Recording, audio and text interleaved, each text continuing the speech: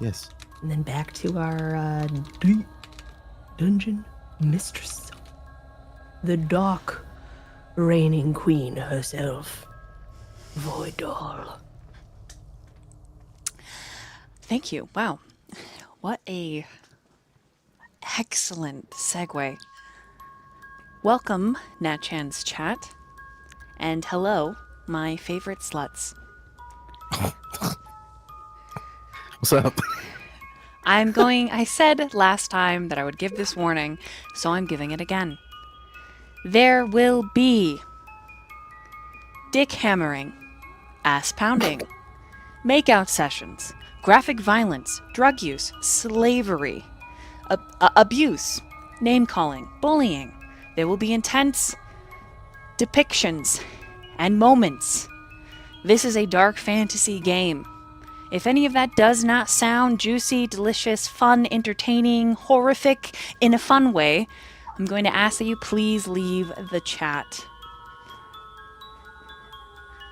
This story is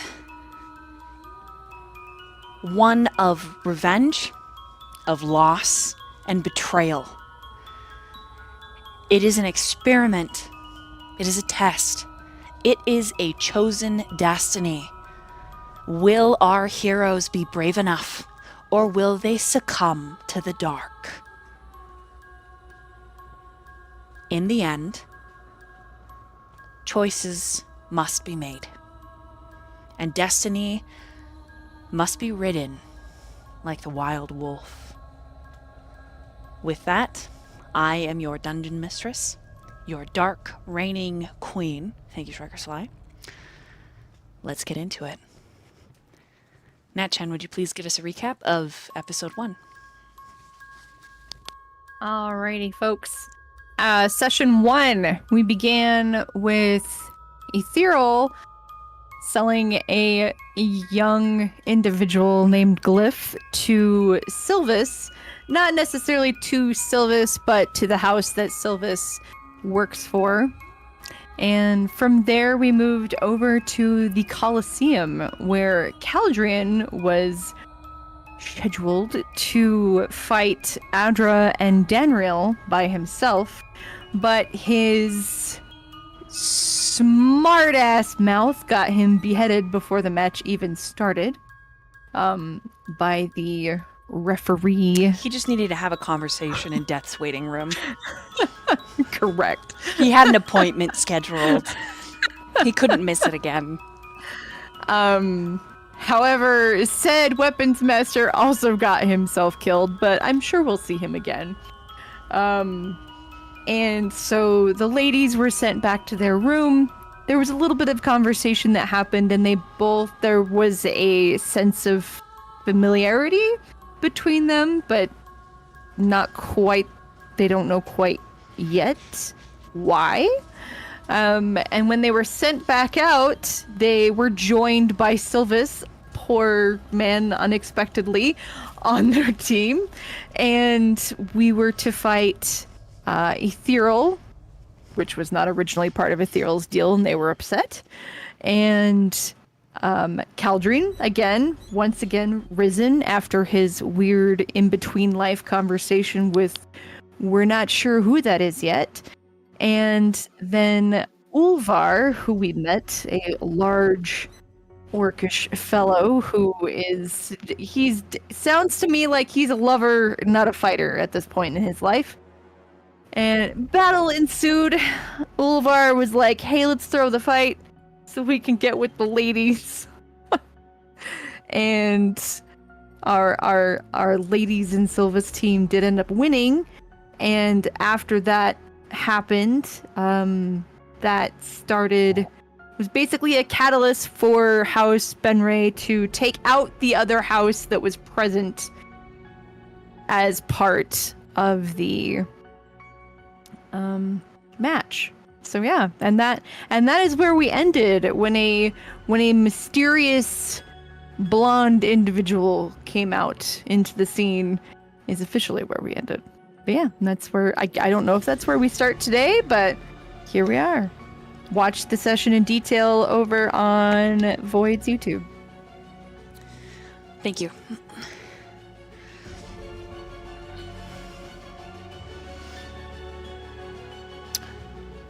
Should I recap a bit of the history of the Skalath Valley? Oh, sorry, of the Valley Kingdoms. Up to If you players. would like. I think a refresh for the audience wouldn't be too bad. Very well.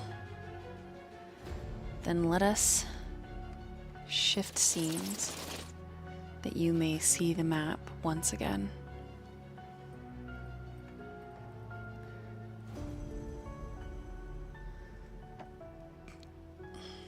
God, those spiders get me. Why did we do that, Nat? Why did we set that up like that? What have we done?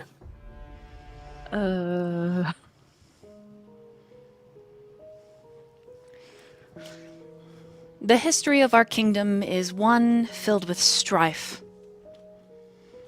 bloodshed, and loss.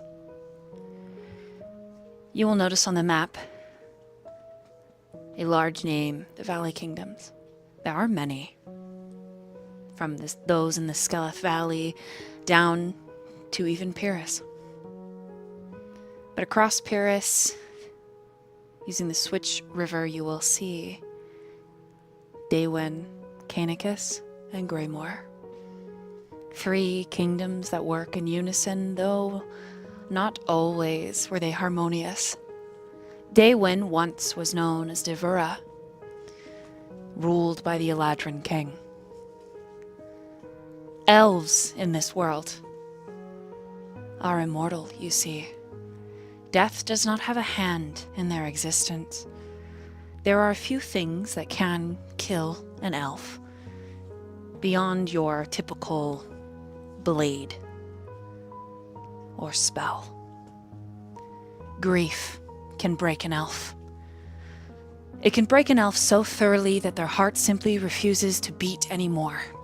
And among the Eladrin, there is a bond. We know them as fated mates. It is an explosive expression of passion and magic. This bond is something that, in every lifetime, 2 souls are connected, though often they do not walk the earth at the same time. However,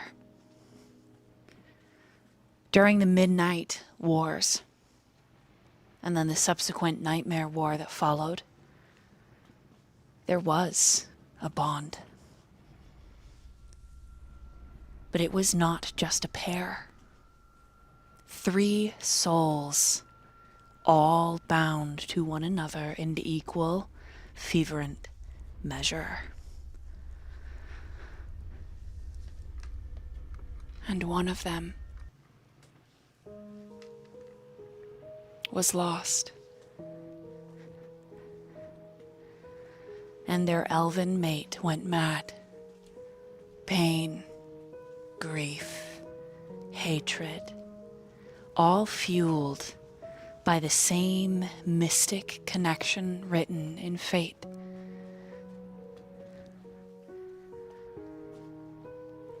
It's said in Devura, now known as Daewin, that sometimes this bond is so strong that even an elf will meet with an orc. And orcs are most hated by the High Elves, the Eladrin. Starwalkers. Elves are also known in the land they're in.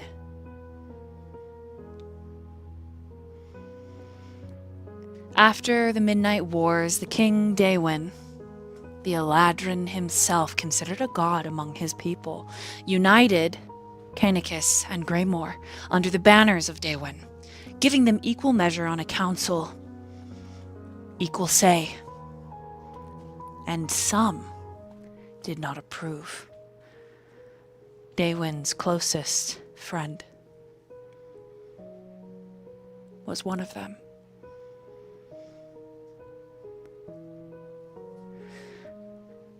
And in a fit, fueled by passionate rage, Mir ended the king's line.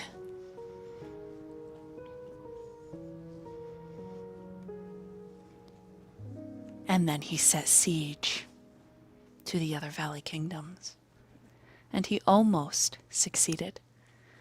Were it not for a line drawn in the sand by a group of very powerful, very honored, and very broken heroes. For among them, Mir found his bond, his mate, the other half of his soul, the piece of him that enhanced his magic tenfold. A powerful villain he made. And there was incredible loss to end the reign of Dark. But this is not where our story begins today. This is just the history that has forged it. We begin deep, far below the valley, in the Underdark. Specifically, in Neuraxia of the North Dark, in House Benray. I need everyone to make a perception check, please.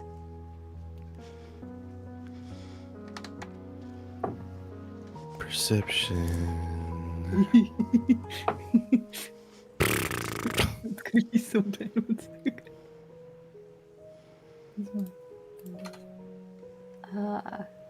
That's gonna be a whopping 9. I got a 4. Damn. And 18. 19. So perceptive. All right, Caldrian and Danriel. You are the only two that witness what I'm about to describe. Everyone else, the bloodshed is so decisive and brutal that you hide your gaze, dropping it to the floor of the Colosseum. So much blood is shed from House Nurak as they are demolished from existence. Even their pregnant females, bellies are split, eyes plucked out. Danriel, you make eye contact with the blonde elf, and there is an instant recognition. He wears the same face. And the look he gives you, which Caldrian you see as well, is a cold steel disdain. And then he smiles as he finishes beheading the matron mother of Nurak.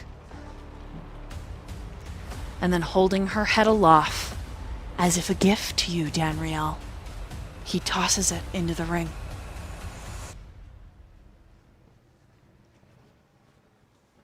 Across the way, out of your peripherals, as the smell of copper and tang rises up, blood spilling and pouring into the dust, turning it into mud, bodies flopping uselessly and being dropped all around, the two of you see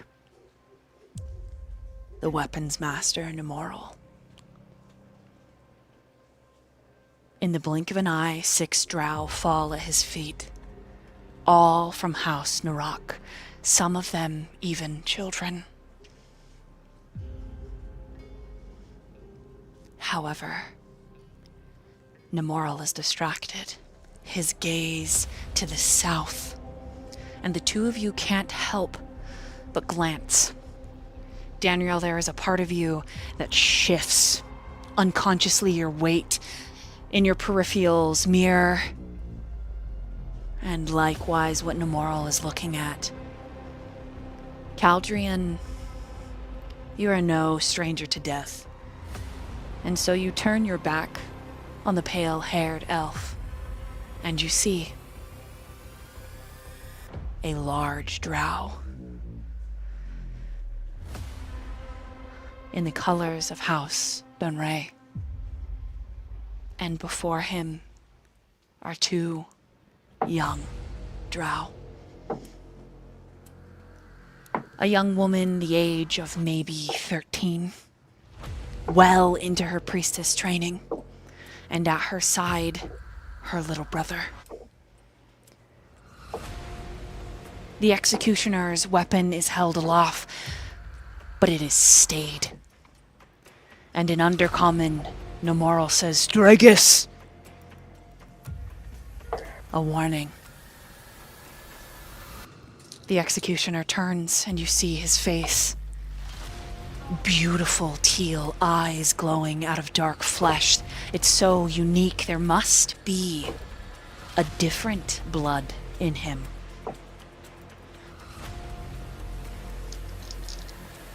You roll high enough, you see his pain.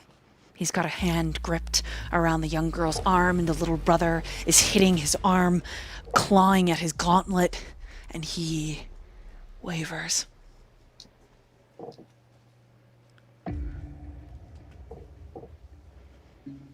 Do either of you do anything? The other two, go ahead and roll another perception. Oh, You can use inspiration. okay, I will. Oh, So it's who better. holding? So the big drow that walked in is the man who's holding the kids, or Yes. okay. He has teal blue eyes, and they seem to glow. And when he glances back at Nemoral, who just says his name, Dragus. Dragus is struggling, ending these children's lives, despite being a part of House Benray.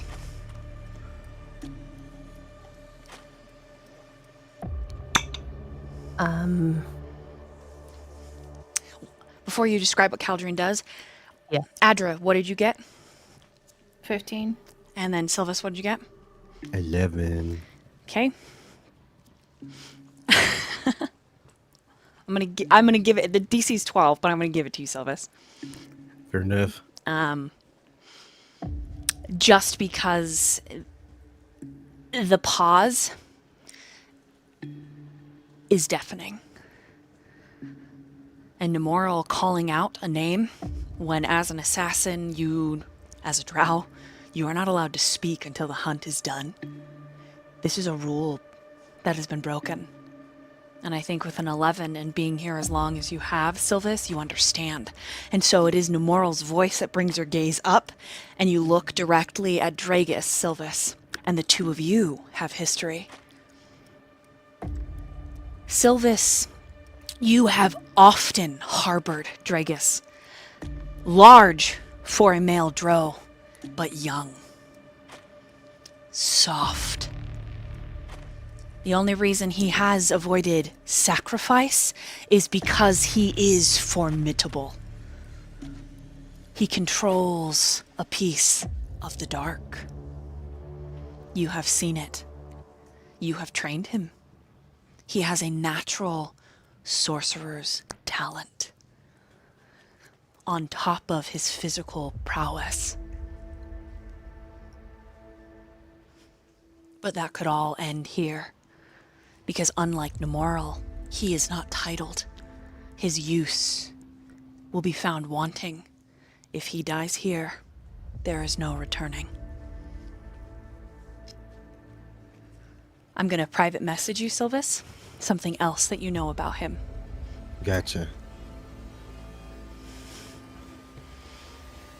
Adra, what you know about Dragus, this is the only drow that you have fought, that you have won. Because he could not harm you when you were a puppy. Oh. Oh, no. He is the most tender drow you have ever experienced.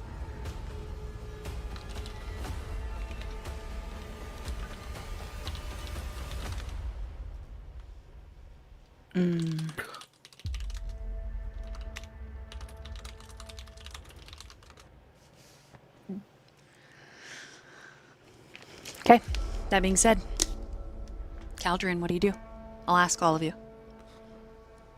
Caldrian steps forward, and I'm going to post a picture of what he looks like so you guys can see, because it'll help you envision. Got one hand instead of like it's across his chest, and he's looking at his fingernails. And he just steps forward and he says, "Don't you think we've had enough bloodshed? I'd like to think that this will be more than enough cleanup for the rest of you. And I'm sure that a new house in such a splendid house such as yours could use a new, let's say, new recruits. I'm sure they're young enough to be trained, used. Wouldn't you say?" And then he's gonna turn towards Nemoral. Ooh! Roll persuasion. Okay. Sure. And then after you have that, hold on to it. And what does Danriel do? Or is Danriel and the rest gonna wait to see how that plays out?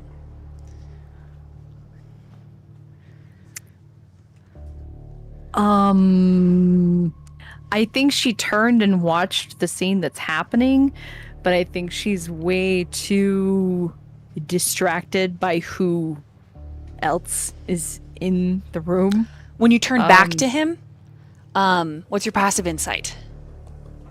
Not as high as I would like it to be. 11. Okay. That is actually high enough.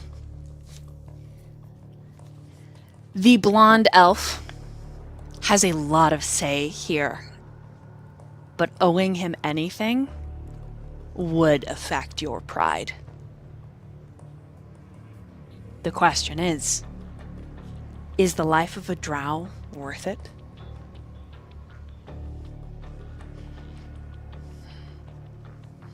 Let that sink in. Think about it for a second. Yeah.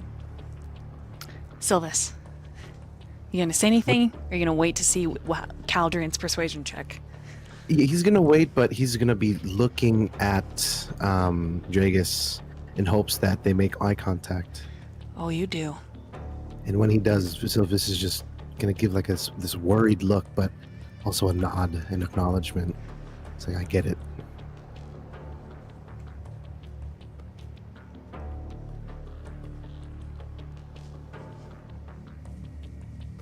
Okay. Adra. I think she is very much fixed on the scene, and she's like staring at Dragus, and she thinks it's better to be silenced, but she kind of can't handle it for now. And so she does shout out, and she like shouts across the arena, "Dragus!" Just his name, kind of implying just don't. A bit quiet. He stays his hand. Caldrian, what'd you get on your roll? Dirty 20. Okay. Nemoral understands what you're doing, and you get a very subtle nod. He owes you. You know that Nemoral is, at this moment, you file it away later. Dragus is incredibly important to Nemoral. But the nature of the relation is still a mystery. But Nemoral won't speak. 2 from House Narak still live. The hunt is not over.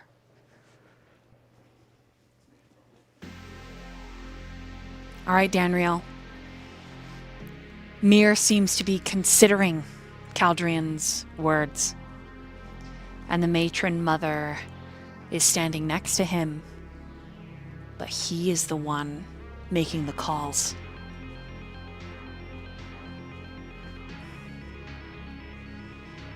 What do you do? I think, gosh, she's definitely like trembling with an agitation and a rage at his presence, and she is holding a fist so tight her palms are probably bleeding. But when she speaks up, she says, "The Horned One has a point. They are young enough to still be molded to your needs, are they not?" And she's just staring directly at him.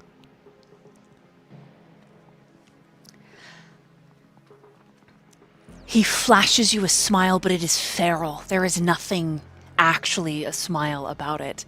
There is a joy in his gaze as you say this, Danriel. Indeed. And he bows to the matron. The matron known as Mother. And he says, "Mother, might I suggest we train them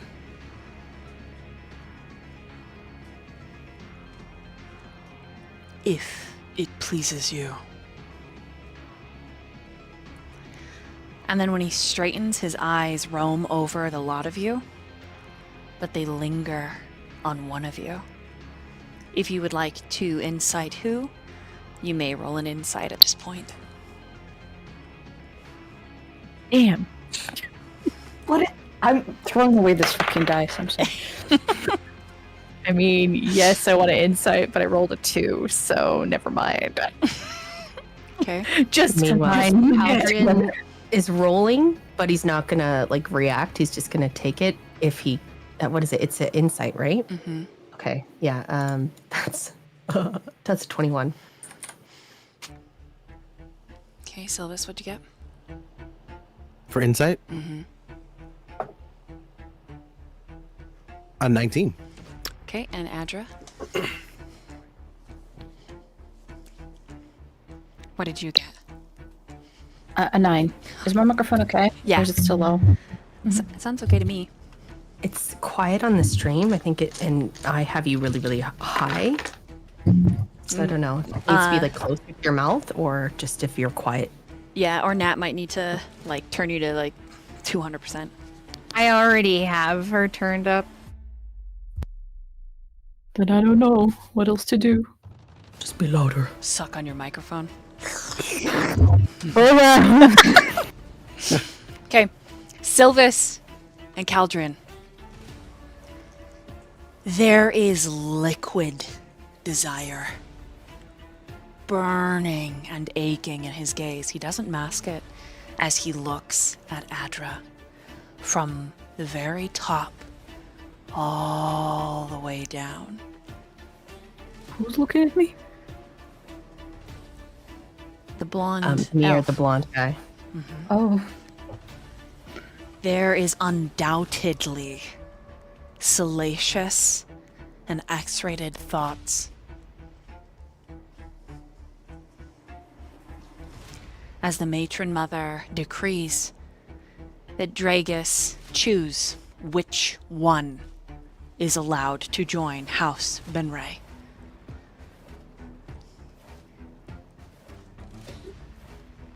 Sylvis, Adra, since the two of you know Dragus, you are the only ones that catch the tremor in his blade. And he turns to them, and all four of you, you get to decide if you're watching Mir or if you're watching the scene with Dragus. If you are watching Dragus, this is what you see. Dragus breaks the hunt rule And he asks the girl, which one? And the girl looks down at her little brother.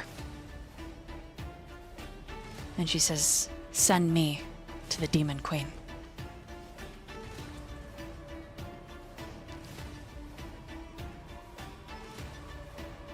Dragus closes his eyes. And the final sacrifice is given to Loth. And there is a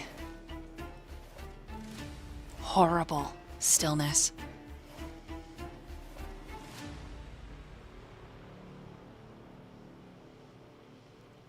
And then Mir turns in a flourish and leaves with the matron mother.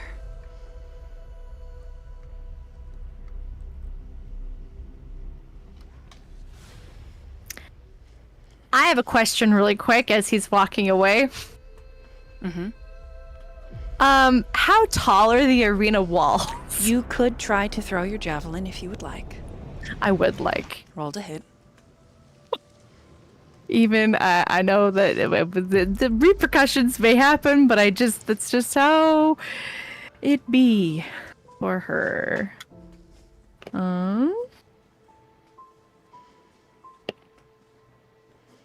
21.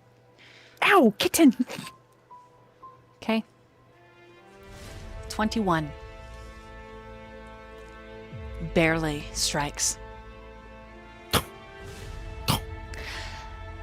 The javelin sails, spinning in a deadly arc, and it takes the tip of his ear down his cheek and across his face as he starts to slide back. It is a blood spraying everywhere, and then it...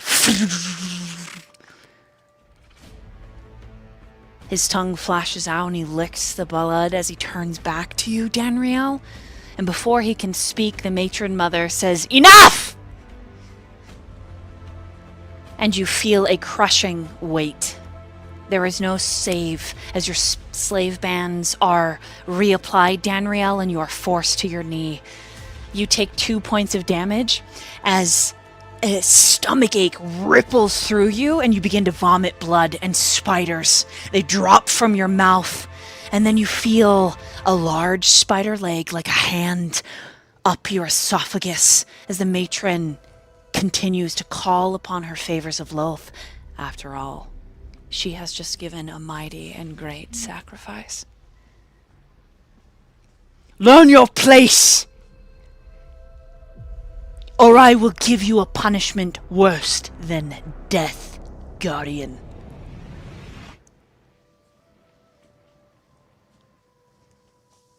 Adra. Mir meets your gaze. And there's something softer in it this time. As one finger brushes the torn open cheek, the missing teeth. And there's an ache in your chest.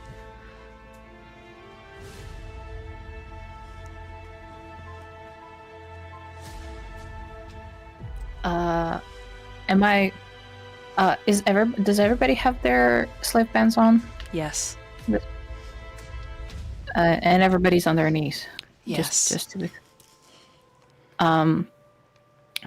Currently extremely overwhelmed with whatever happened earlier with Danriel in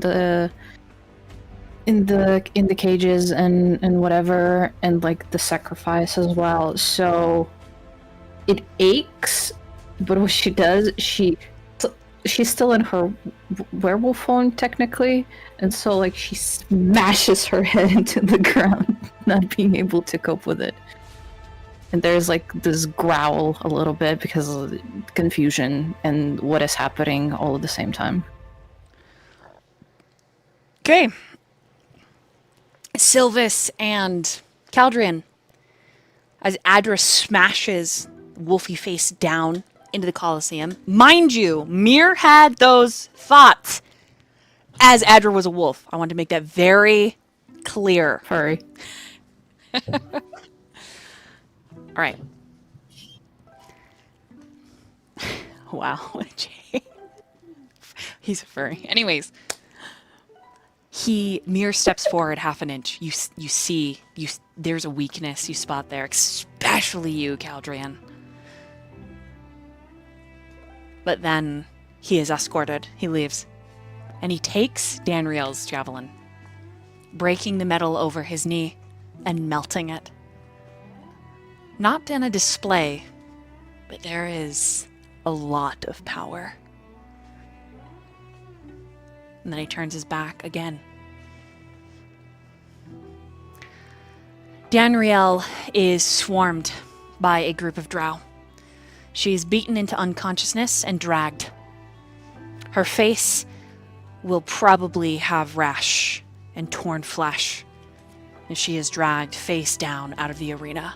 You don't know if or when you will see her again, and the rest of you are made to stand, your powers incredibly weakened, and you are ushered back out to the cages. As Dragus approaches this line, he grips Sylvis's arm. And he makes a display at the other drow gripping you, Sylvis, snapping his jaws, which have very long canines. Up close, you see that Dragus's face bears several scars. The most prominent is the snarl on his upper lip, down his bottom lip, that hooks around the chin. He isn't ugly, but he isn't handsome either. Several tattoos like Nemoral's descend his neck in silver and across the chest. He handles you roughly at first, Sylvis, and then his grip relaxes, and he's barely holding you at all. Dare I say, your friend is carrying an incredible grief. And even though he cannot say it, just being close to the one person that gets him is a comfort.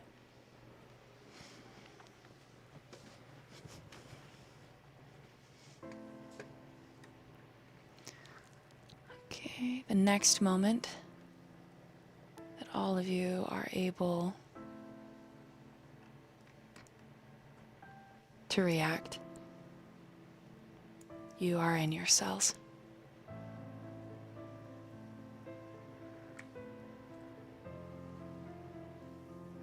Let's see.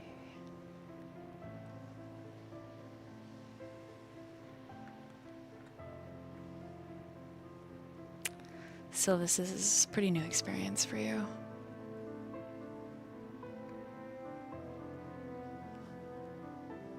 Here we go. Can you guys see?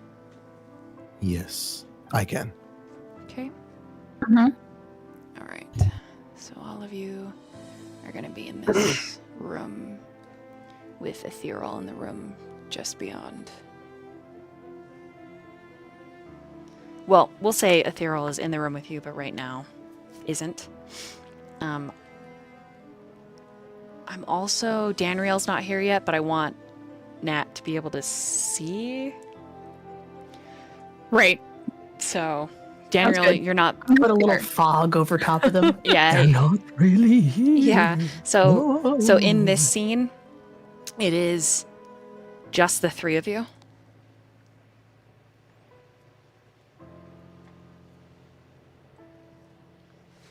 And your drow captor.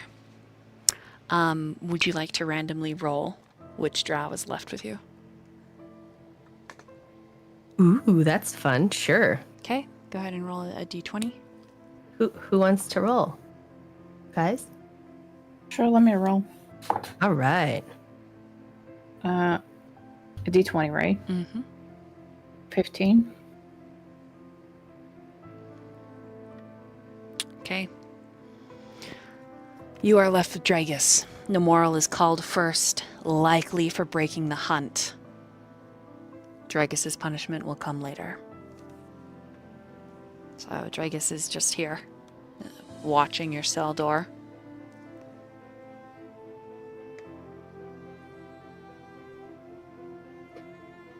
I'm looking for his his token. Please hold.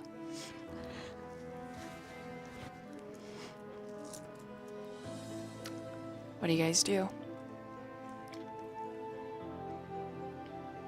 Caldrian. They're not bound, right? You just have the slave bands on, which make your magic inaccessible. Okay, that's fine. He doesn't care about that. He just wants to know if he's got like his free movement. Yes. Yeah, okay. He puts his hands in his pocket. Very casual, very nonchalant looking. He says, well, I guess that was quite a way for us to be introduced.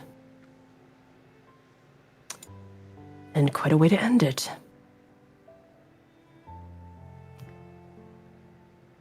Not saying that it wasn't fun, but really I'd prefer not being brought to my knees unless it's a choice that I make. You catch my drift? Shorty? I suppose you're talking about me. I mean, you're the only short one here, aren't you? You're not wrong. Look, you're all strong, all capable. But I'm just a teacher. I don't even know. Strong and capable. What a compliment. And you're a teacher. I had a teacher once. Say, what do you teach then? I help up-and-coming soldiers of that spellcast. Sorcerers, specifically. Huh. So in the ways of magic, you are skilled, talented, knowledgeable. I guess skilled enough for them to keep me alive. Down here. And you're sure that's the only reason? And he winks. Yes.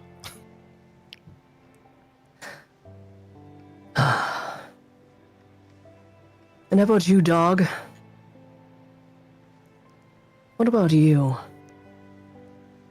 What about me? Seemed like Blondie had some interest in you. Who are you? What are we even talking about? Nothing. Just... Who are you? I'm just a dog, as you said. But you can start Nothing with your more. name. A name would be nice. Maybe. Adra. Adra. How did... What? What's the orc doing here? Just noticed him popping in the bed. So he, at this point, they're shifting from the bed and then the blanket's pulled down. I was wondering when you would all show up. I took a nap. And he sits Was up. it a good nap? Oh, too afraid of all the bloodshed, Ulvar? He shrugs. It gets old after a while. But at least I don't have to fuck that dusty twat anymore, huh?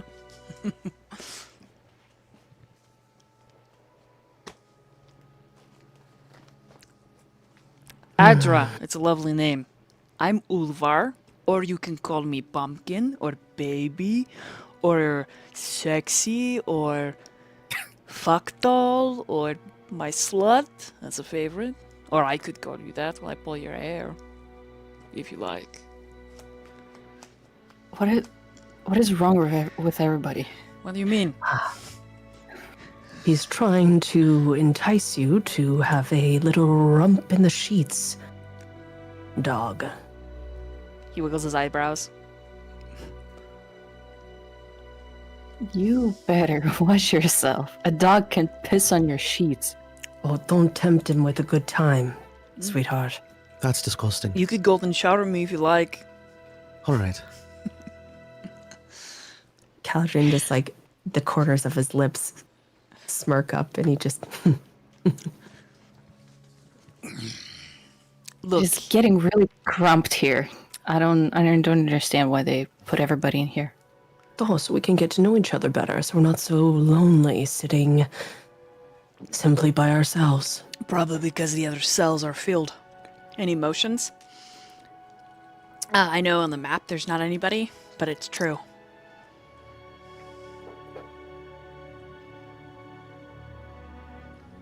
A variety. Drow, surface dwellers.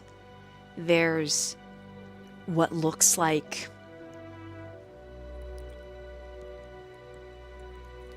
a myconid, a glowing mushroom person in there.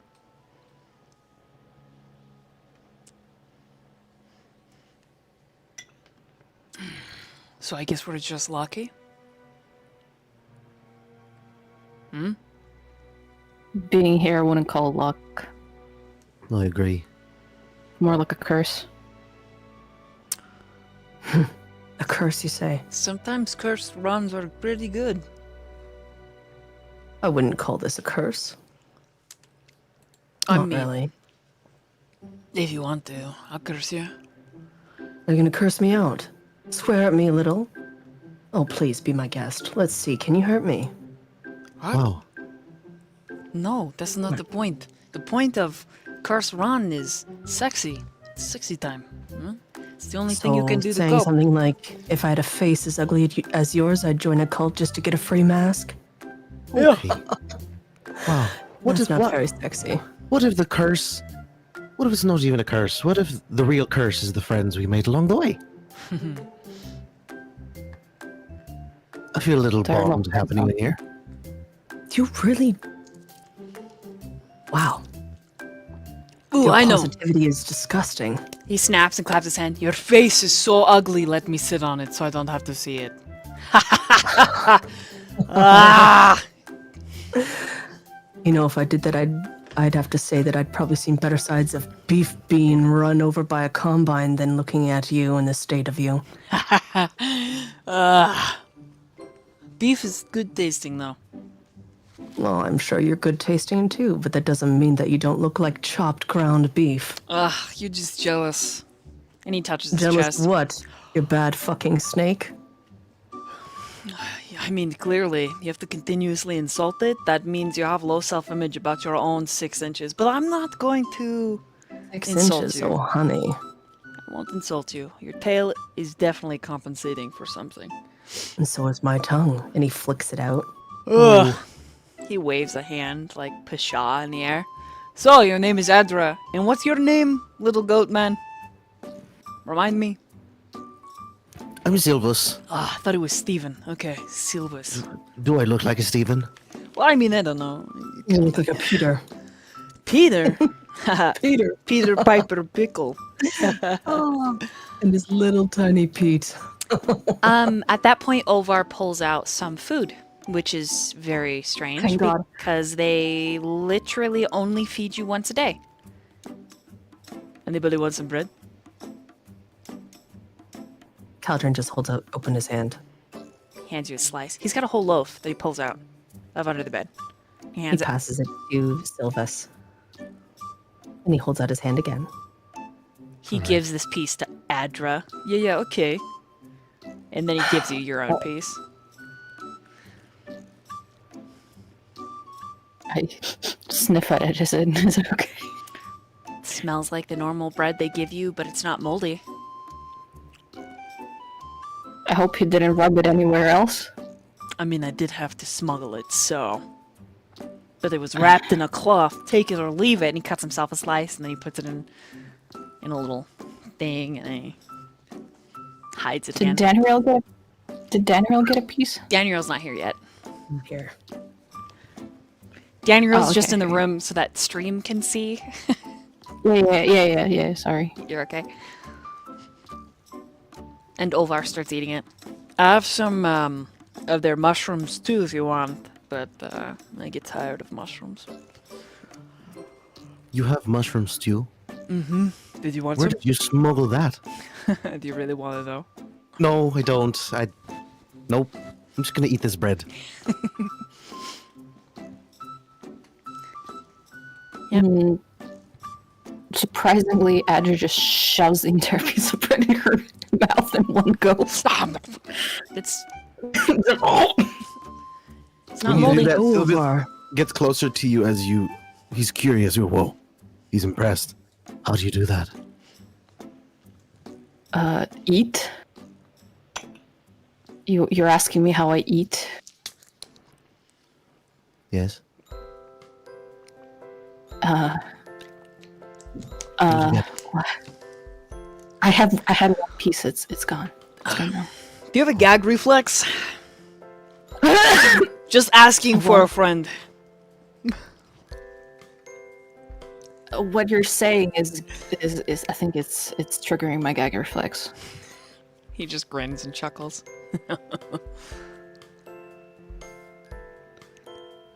But I mean I eat fast.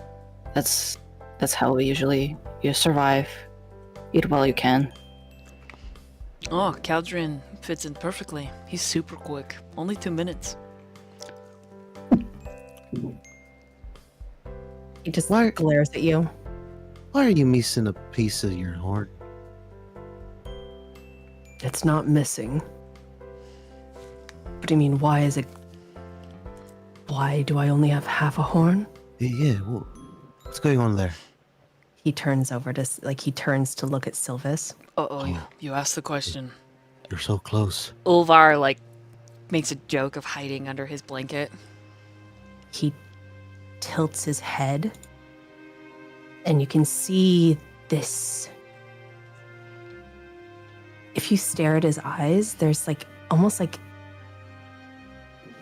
something like veins almost pulsing from his eyes, and nothing changes, but you can just see them underneath his skin, and they're kind of imagine poison moving through, so the veins become darkened underneath his eyes. Ooh. I cut it off myself. Sawed through it Did it until hurt? it fell on the ground. Was it painful? I've been through worse. You see Sylvis touching his antlers. Oh. You want to know what it feels like? No. I Are you like sure? I like it the way it is. I'm just gonna go back here. Coward. I've been called worse. He just crosses his arms, goes back to sitting down. Ulvar uncovers himself and pats the bed by him. At you, Caldrian. He comes and sits beside you. He's just chewing on mushrooms and hands you one. Is this one of those ones that's gonna make me think funny things again? Nah. This close, you realize why he's not standing. One of his legs is wickedly twisted. And it probably hurts a lot. What'd you do? You know. I pretended to be asleep and dead, so they broke my leg to try to get a reaction. And now I get to sit with it, so it's alright. Oh, good. Do I see that? Do I see that he's hurt? You hear him and Caldrian talking because there's no other sound in this abyss. Mm-hmm. He looks up and he's like, any of you know how to fix broken things? So, Adra walks up to the bed. Is the wounded leg revealed, or is it covered? It's in under. blankets? It's still under the blanket.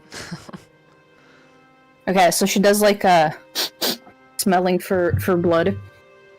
Potentially, that partially what brought her here. And healing word would be the spell she would use on him without any questions. Just kind of does it. Okay. As you attempt, the slave band's trigger, and the spell diffuses without expending a spell slot. She curses. Probably gonna have to do it the old-fashioned way. Magic doesn't work here. Hold on. And then Sylvis grabs the blanket from his bed, walks up to Olvar and says, "All right, lift your leg up, put it under this. At least what we can do is keep a little compression on it, keep it all together." And he tightly. Could I try roll? Could I try roll for medicine? You can. Let me try. Oh no. Okay. That's a 12. Yeah, that's 12. What's it? Put it here. Okay, and Sylvis, go ahead and roll medicine. All right. 17. Okay, between the two of you, you manage to get it back into the hip socket, and you rearrange the patella on the knee, right the ankle. You just wrap it up. He's absolutely not wearing pants. Is what it is. He has no shame. For the sake of narrative, thighs are tattooed. He has some fancy piercings. Use your imagination. He is well muscled, which is actually to his benefit. So the broken leg is being held together by his very powerful form. And as you're both administering to him, he is trying very politely not to say anything crude, but he is looking at Caldrian with squinted eyes, and he's sweating with the effort. Caldron's just sitting there, he's smirking. Mm-hmm. You doing all right? You're sweating. He's very good. Oh, he's just... There are parts of him at attention, despite the pain.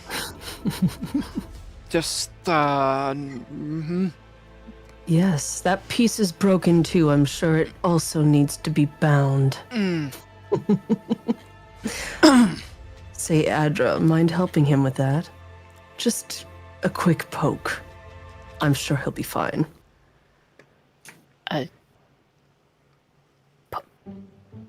Let's see if it's broken in any other places. He is glaring at you, Caldrian, but he doesn't deny it.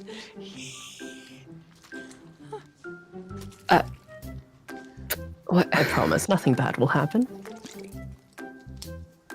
You're talking as if I don't know how it works. Well, I wasn't suggesting anything. Nothing at all.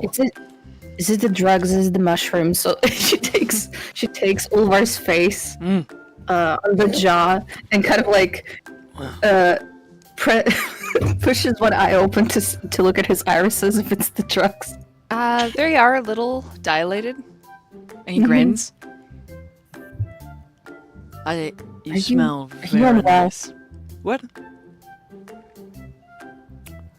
No, I am of sound mind. You smell good. And he leans forward. Huh. Usually people say I'm weird for doing that. He just lifts his eyebrows. And then he glances over your shoulder at Sylvis and gives a little eyebrow wiggle. It's a good view from behind. Huh? I look behind. Oh, are you talking about? He rolls his eyes. Looks Are you back talking at, about her? He tilts his chin at Adra. Looks at you. Come on. What else are we gonna do? I mean, thank you. Thank you for... It was kind of painful down there. Need help? Curls her. She curls her index finger and just like knocks him in the fucking forehead. Yes, deserved. Very much deserved. Thank you. He takes the blanket, covers himself. You've got him all bound. He's like, I very much appreciate it. And I'm going to have very dirty thoughts about you, and I'm not sorry. And he closes his eyes closed, squints him. You're free to think whatever you want to. Oh, eyes pop open, big grin. Then I will. And he gets kind of a bigger smile. Hydra, Huh? I have a feeling, and I don't know, this is just something I thought. I think he has an erection because of you. Hey, you're pretty From- handsome. Don't count yourself out. You know, my antlers are great, but I mean, don't think that I haven't noticed how little you are.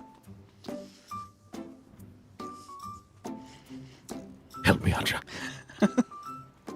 She like stands in front of Silvus. Let's lift him out of this. He clearly is uncomfortable. And how big all of us are, Silvus. And he gives you a wink. Large individuals, that's for sure. I was born this way. There's no stopping that. I can't help it. we were all born this way. It could be a really fun time. You could crowd surf, so to speak. I could watch. I'll watch that.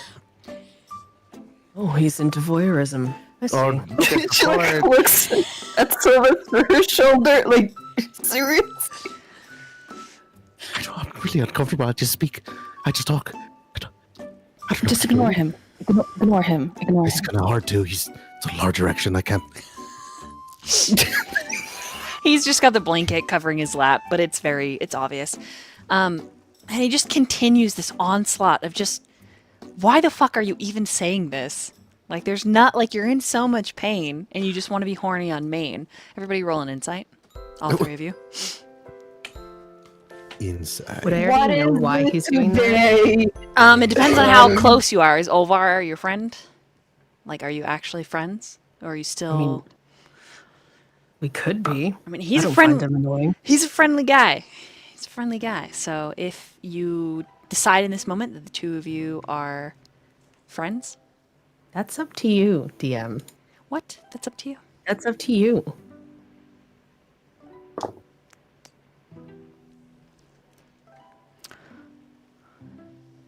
$11.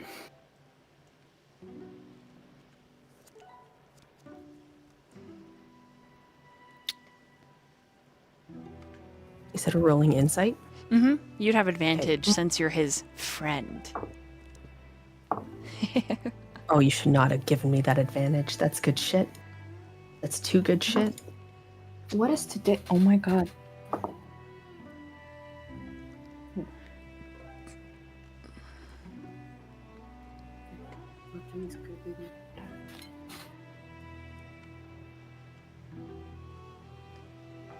Okay. Got an 11, a 13, and a 22. Okay. So what ends up happening is a transition in him. You're familiar with this, but Dragus leaves the line of sight, as if on patrol, which means it's less likely that Dragus is hearing what you're saying. And all of Olvar's haha funny ridiculousness fades from his face. His body's still having a reaction, but despite that, he leans forward against the pain. I have a serious question.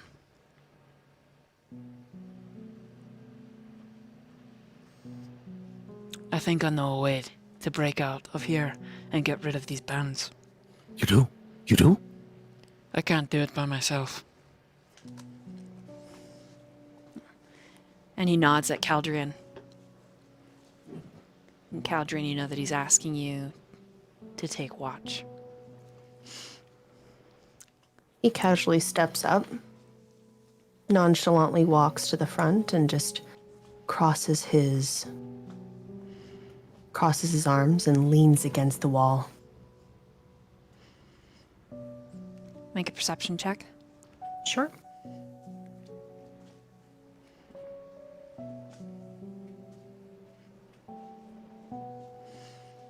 Oh dear. 17. Okay.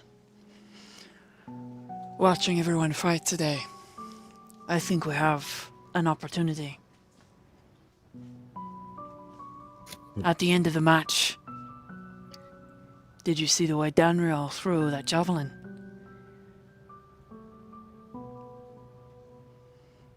If she's not dead, we can use that kind of power.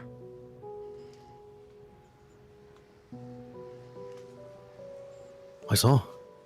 Hey, look, you have a lot of strong people at your disposal. Including you. No. I was put in there for their entertainment. It wasn't even supposed to be there. I'm a teacher. I saw the spells you slung. It's gotta be something, right? Basic spells. I'm sure like a lot of the kids here could use them same.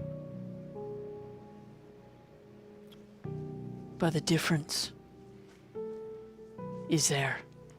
And he just steadily gazes at you, Sylvis. And then his eyes slide over to you, Adra. But you're the wild card. I couldn't quite get a straightforward read on you. But you clearly still care. And he motions down to his leg. I just prefer not to be around dying people or hurt people. Fair I enough. will Makes us say- whole parents. There is something interesting about you, Adra. And then he looks at Ulvar. I noticed something during the slaughter earlier. Then he looks at Adra again and he smirks. Care to know what I saw? Even more violence as usual in here. Oh, no, not violence. Rather, quite the opposite. Well, that depends on how you enjoy your free time.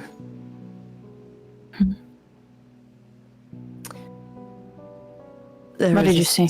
Certain. Do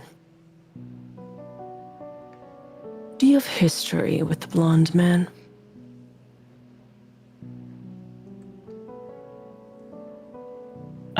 We crossed eyes. There was something similar to what happened kind of with me and Adra. Not with Danriel earlier today, and today is... But no, I don't. I think you're lying. You see, Ulvar, the blonde man, I guess. At least from my perception. Took a glance at our little dog over here.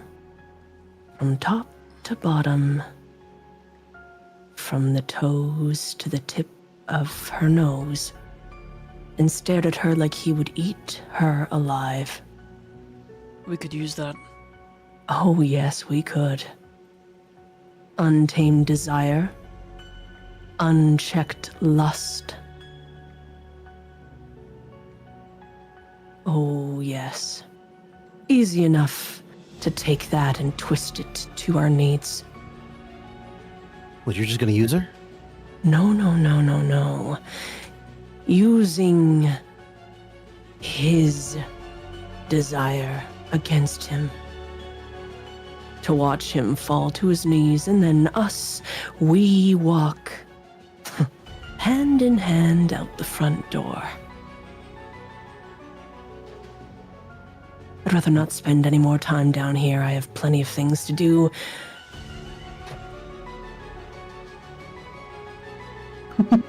You really think it's that easy to get out of here?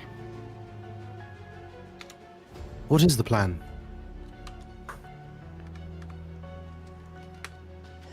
Some of you might not like it.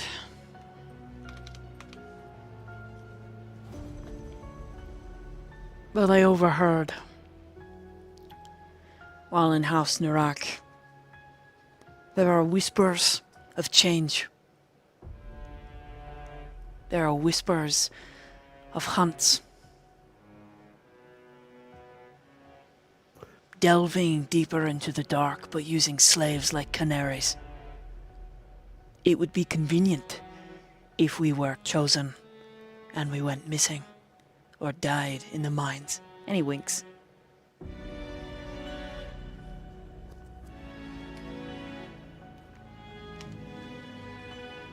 The plan is to go down to the mines.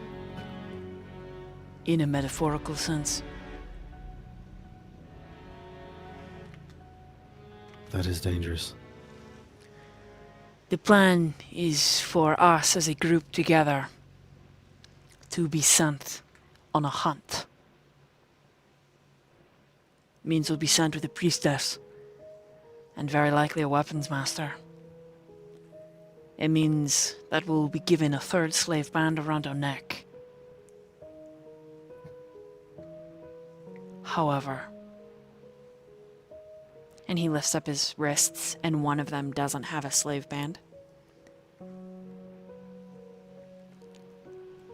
But the skin is raw. Like he's peeled it or burned it away.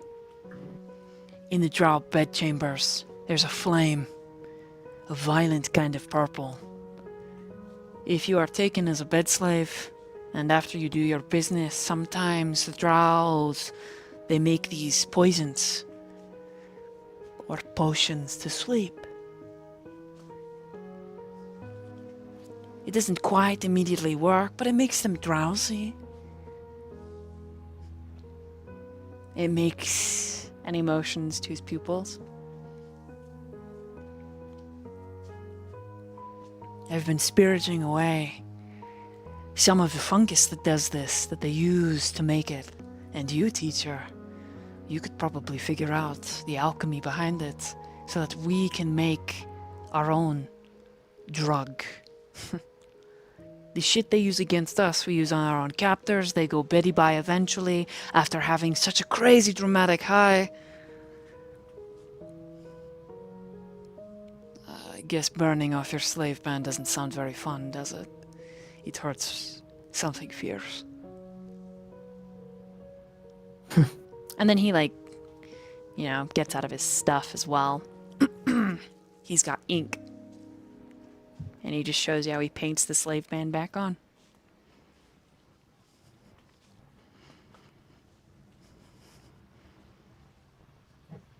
When they drop this one, Big Palm swipes this one. Huh? The trick is not smudging it.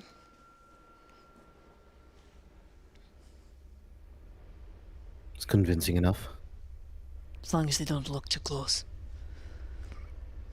Shit. Alright. If I can help, I'll help. I'll do my best. He looks at you, Cal. And at this point, he goes to continue, but you hear the very faintest with your 17 shuffling and a groan of pain. And then he's just sitting there, and there's a hand flourish. Okay. Towards Ulvar. As you say that, Ulvar's like, and that's why I'm saying we just use the antlers and we do a little tiny bit of prolapsing. It'll be a great time. Whew. And you have no idea, Sylvis and Adra, where the shit went. It is now no longer anywhere that you can see. And this is the point that Danriel, bloodied and beaten, is dragged back into the room and left. Oh, shit. You look like shit.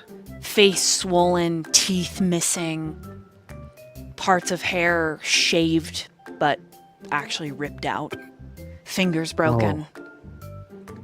And Ulvar makes some salacious comment about, looks like you were fucked by a badger. Then he winks at Adra. Oh, shit. Adra. Can we not? I help. Punch? What? Let's patch her up. Yeah, yes. So we help her get into the bed, I guess. Okay. Try to do Unconscious? medicine. Hello? You there? Wakey, wakey. I'm here. Okay. You're alive. That's good. Oh. That was Oh. a mean throw with the javelin. Got the arm. It was fueled by a significant amount of anger. I can tell.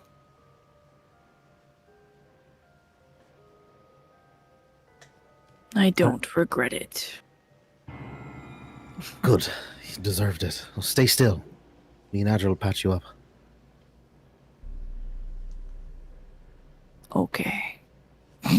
She just sits there. I'll just start ripping up sheets.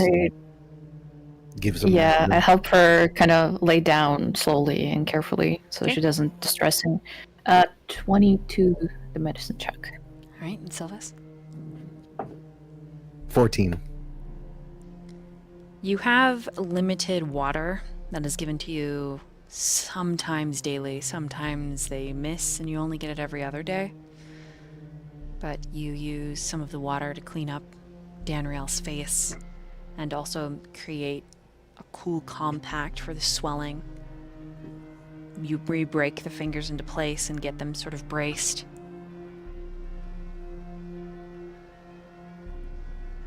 You do the best that you can with what you have.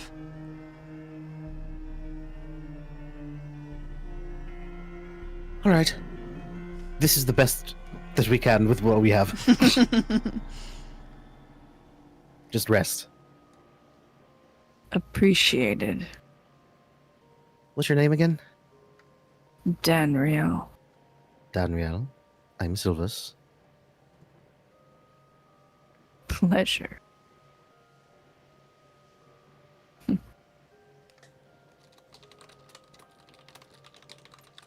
And he's horny.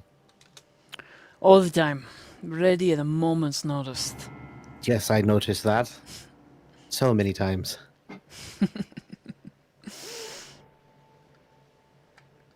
That's his name? That's your name. He nods. Terrible parents. I picked it myself. Oh, well. And kudos for you. What's a kudo? That's a good question. I don't know. My name is Ulvar. That's a much stronger name. But you can call me horny if you'd like. Or slutty, or baby, or pie, or cupcake. I'm particularly fond of princess. And he blows you a kiss, Sylvis. Oh. Andrew, help me. Just stand behind me. It's fine. Just stand behind me. And All right. Olvar leans back, and you see that his legs all doctored up as well. I think I'm gonna take another nap. Both of you should rest.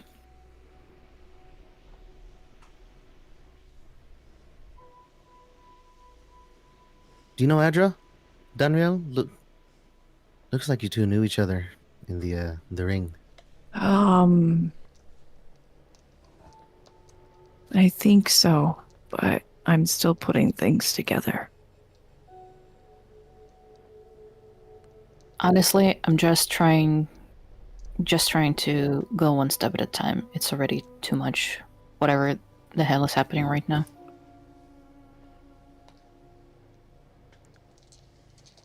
How long have the rest of you been here? Not here in this particular cell, but down here. Oh. Wow.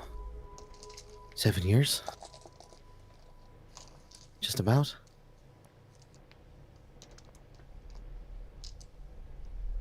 It's a long time. How about the rest What of you? about the rest of you? Calderon's arms are still crossed and he's just sitting there. He's not talking, just watching. I don't think he heard the question. Hey, Cal! How long have you been here? He's still not saying anything. Am I not loud enough? Now he's now glaring at you, and you can Oh. see that his eyes are making that, like, the veins are, like, pulsing again Ooh. underneath his eyes. Message Never received. mind. Caldrian is the name.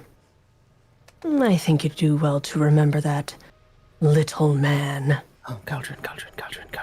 Okay. I got it. Call me anything else and I'll slit your throat like I did Ulvar's over here in the ring. Oh, Hydra. Yeah, I got you. And how about you, oh holy mighty one?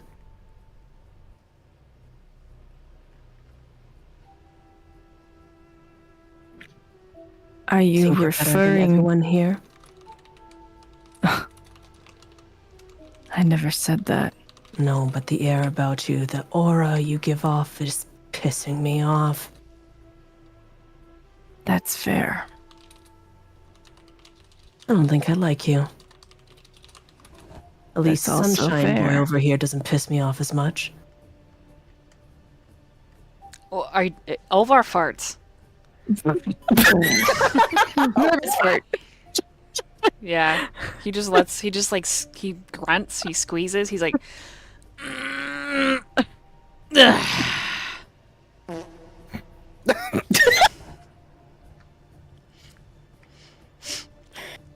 You don't have to like me. I like you, he says from under the blankets. Thanks, I guess. Yeah, I mean, I don't know how much that says, though. You know, all things considered. Like everyone. To answer your question, Caldrian, I've only been here a couple weeks. But I was not taken in some raid. I just woke up here. I'm not even supposed to be anymore. What do you mean by that? I mean, I've already lived my life. I've already fought for the freedom of people. I should already be dead. I was dead. Oh, and so was I. Death happens to us all. Don't you enjoy it? I was enjoying it. Oh, it seems like you had a pleasant visit from somebody, and it wasn't in hell. So say, what was death like for you?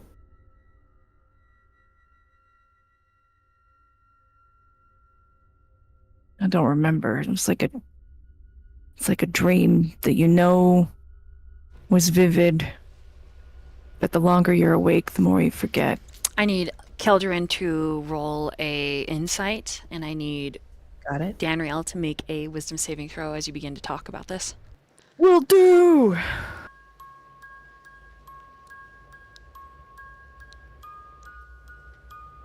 13. Okay. Cal. 21? Danriel winces, and you see, Caldrian, the vision beyond.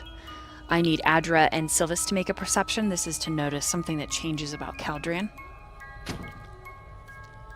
But the sides of your eyes, Caldrian, they pulse, they twitch, and there is a rolling nightmare behind your eyes. You can feel it, but it doesn't really bother you. At least not anymore. You see the blooms behind Danriel's head. The touch of death, like an aura. Something usually felt by others, but because you have been in the waiting room, and you have sipped from the cup, occasionally you get glimpses. You have a sight that others do not. Sylvis, what'd you get? 17. Okay, and Adra, what'd you get? 22. The both of you see a slight change in Caldrian's eyes. It's so subtle, you could probably gas your light into thinking you didn't see it.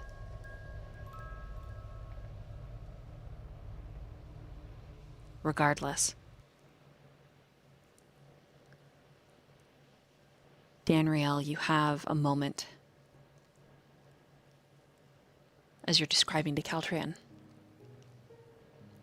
where you pause and a memory floods all of your thoughts. There is a cage so tight that it is claustrophobic, stuck at an angle. You can't actually straighten your spine, twisted and gnarled like the roots of a great tree. And something was in the cage with you, just as stuck. And occasionally it would bite, and pieces of you it would swallow.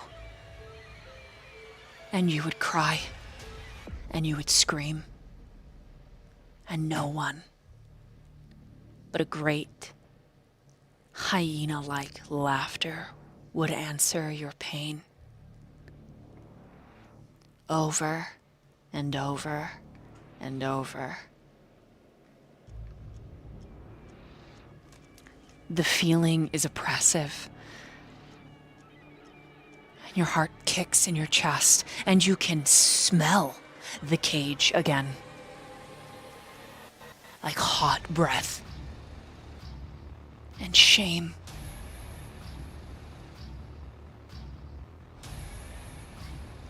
The blooms do something, Caldrian, you've never witnessed before. They begin to bleed and glow until they are a pale white spider lily dipped in a sea of red. And in a flash, Danriel, you are having a panic attack, gripping the sheets. Breath sawing in and out, eyes blinking back, tears, unable to swallow air appropriately. Caldrian, you are familiar with the response. He walks over to Danriel despite his feelings about them. And he puts his hands on her shoulders. He squeezes. And he's going to take his one hand and tilt her head to his so that their eyes meet.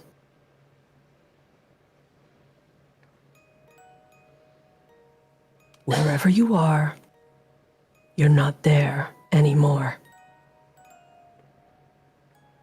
Do you hear me? You're not there anymore. Does she hear him? Roll another wisdom saving throw with advantage. Okay. Mm-hmm. All right, that was an 18. Yes, you hear Caldrian's voice. Come back. You are not there anymore. You are out. You are out. Blinks hard and like refocuses. Out. Out. Not there. Not there.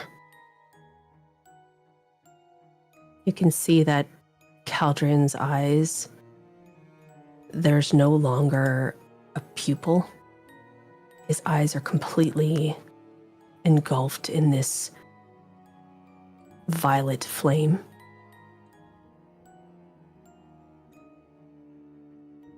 You are out.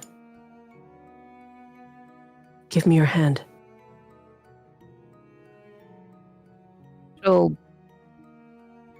shakily pull it from the bed. He puts it on his face. You are not there. You are here. With this son of a bitch in front of you. Got it? She just nods slowly. Here. Here. Yes. The next time you fall into wherever you went, you can think about my ugly face. I'm sure it'll bring you back.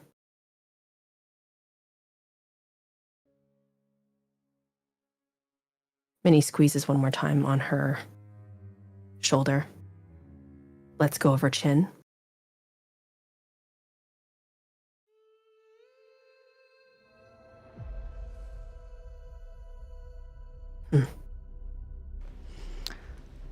Adra, Silvers, you watch the entire exchange.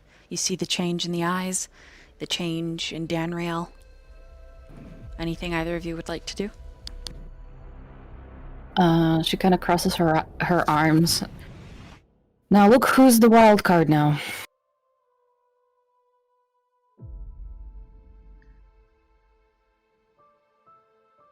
Silvus just goes up really close to them, curious, and just stares at them both. What's happening here? Death has a funny way of tickling every part of your insides. Even the ones that are not physical.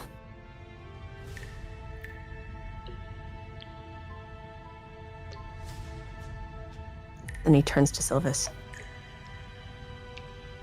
What, you want to find out too? What it Not feels like to dance with death? No, I don't really like dying. Sometimes Galdrian talks to someone in his sleep in different languages. So What language do you speak? Sounds like all of them all at once. It's pretty intimidating. One time he stood up and his eyes were like glow lamps and there was a shadow in the room. But I'm sure it's nothing and everybody's fine. Probably not scary at all. Totally normal. But I'll cuddle That's it. you if you want, Silvus. And he motions his grabby hands at you. And Silvus points his finger and says, shh, I'm learning something new. You see, Silvus is a little bit more confident when he finds something interesting and he's trying to learn.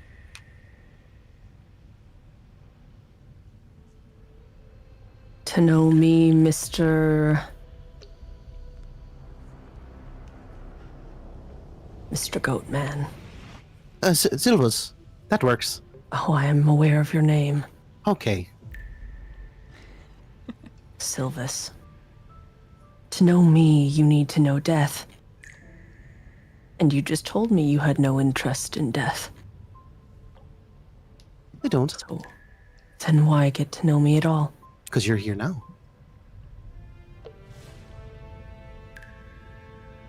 And he pokes you. You're not dead. Right now. Sorry. He slaps his own hand. Sorry about that. But you're here, aren't you? And then the next minute I could not be.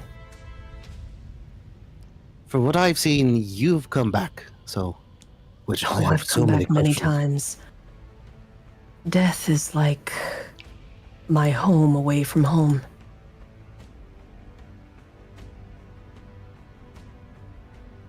That's interesting.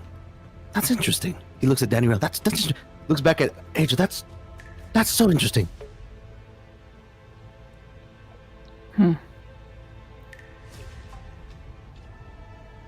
have a different relationship with death than you. I wouldn't call it home. I call it relief. Peace. Pleasure. Nope. I wished for that peace for many years. It never came. It's like a lock that is holding me here to this day. It doesn't let me out.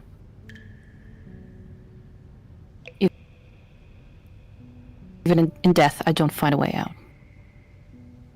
Next time, maybe you and I should just die together and I can introduce you to a friend. Perhaps then you'll find peace. Well, that certainly would be a new way to die for me. Haven't tried that before. Caldrin is still on his knees in front of Danriel. He puts his hands on her knees. And how's your relationship with death?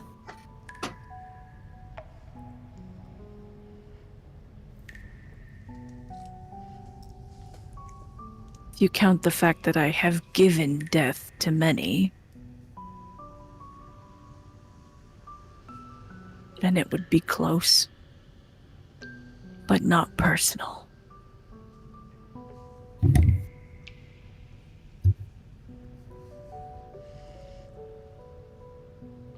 He's gonna stand back up, brush off his knees, put his hand back on Danriel's shoulder. Well, I'd love to hear more about your time lost to the world of the living.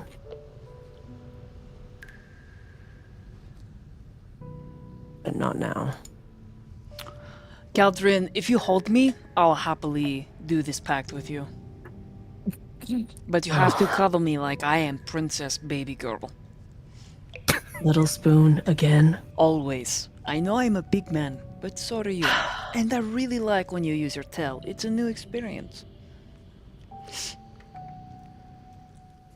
Or is that the plan, just to crawl into bed together? I just want to be cuddled. You don't even have to sex me. Just cuddle me. But if you send me nudes from across the room, I will remember them always. And he taps his forehead. Very smart, Olvar.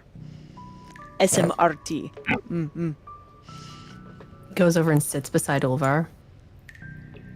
Move over. He scoots over. Big memory. Big, huge. I look at the page. I remember everything. All I have to do is blink and capture it. He pulls him down so that his head is on Caldrin's lap, and he just starts stroking his head and his hair, like brushing his claws through it. This. If I was a cat, Mao. Very good. Mao. Adra, can you become a cat? Yes. Oh, fuck yes. Okay.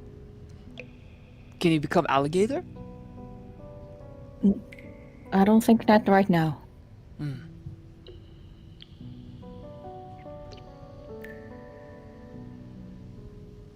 Well, I want to get the fuck out of here. I need everyone to make a perception check. Perception.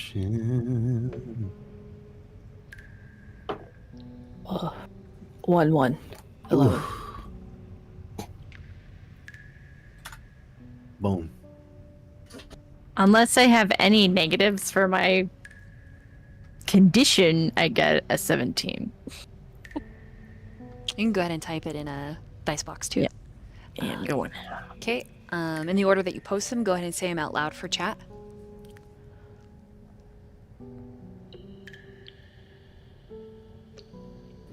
Oh, is it me first? Oh, Yeah. Perception. 13. 11. 17. Okay. Everyone except for Adra hears movement. Adra, you smell a new scent. And in the cell above you, there is shuffling, and then a grunt of pain. And someone is thrown in. They roll on the floor until they stop. And in Undercommon, the drow speaks to the boy, but he does not yet understand the language. Not that well. And this is where we're going to take our first break. Cuddle me like a baby princess girl. Thank you. Beautiful. So good. Yeah, so he's laying on your lap, and this other guy gets thrown in, and he makes a little grunting sound, and once again, a nice little toot. Caldron stands up. Could you just not do that when I'm sitting beside you? It's a bodily function! Yeah, and you smell like rotten eggs. It's not my fault they don't let us bathe. At least we could be little eggies together in our stink, huh? You know, I barely have any standards, and I still wouldn't fuck you if you keep farting like that.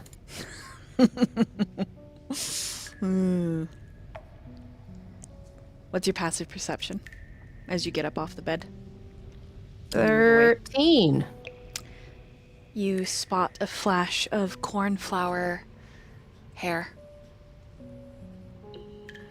And your gut clenches.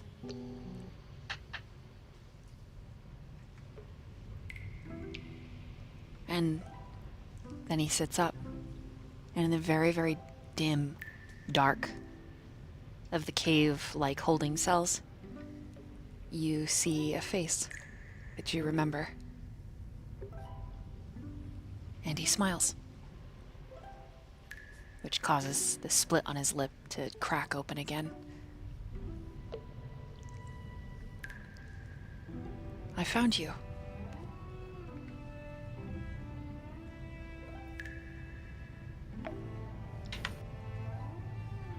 What the hell are you doing here? Are you okay?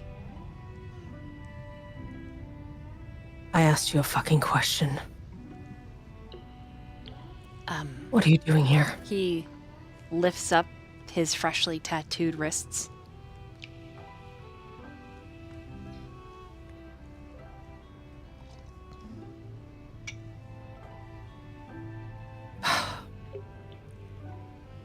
You shouldn't be here. He's smiling at you.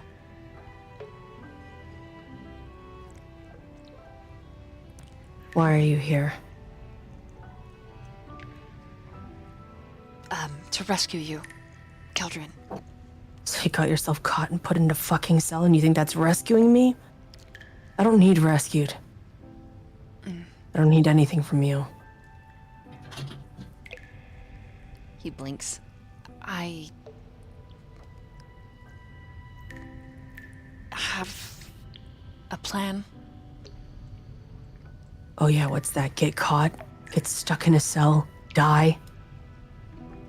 By all means. Continue. Sure looks like everything is going according to plan, right? It'll work out.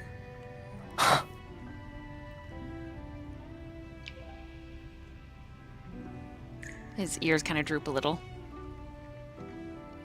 One way or another. You shouldn't be here. You really shouldn't.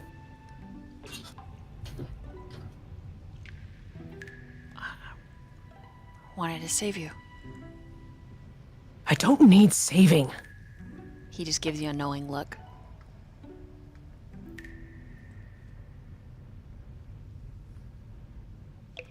And then kind of looks behind you. And then he whispers, but it's pretty loud. Are you making friends here, Cal?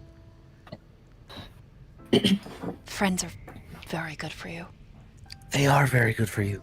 Shut up. Sorry. Hello again. I remember you. How'd you end up down here? I hit someone. You did what? I hit someone for my first time ever, and I didn't break any fingers. I did for the first time. Oh. I give a thumbs up from the bed. Don't encourage him. My name is Glyph. He's saying it to everyone but Caldrian. Silvus. I'm here to rescue Caldrian, but I will rescue all of you as well, if you'd like. And from the bed, Ulvar's like, It sounds sweet! Sweet like cherries. Fuck off. Can I taste? No. Why? You seem like you're disappointed he's here. Caldrian turns to Ulvar and he just. Oh, spicy. Spicy. No sharing? Does your ass know what your face is? Oh, I can't even. Oh, Your face is spewing such shit. your Does floss. your ass know it's cheating on it? he sits up, and his eyes are glittering, and he looks at Silvis, and he looks at Adra, and he looks at Danriel, wiggling the eyebrows, face split in a Cheshire smile. Oh, Sweetling, what'd you say your name was? My name is Glyph. Oh, Glyph.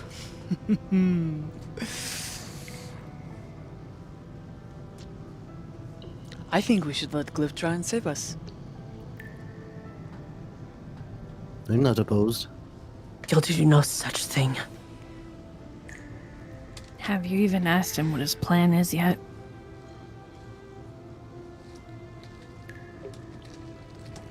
I don't give a shit what his plan is. We're not involving him in this crap. He's already involved if he's down here.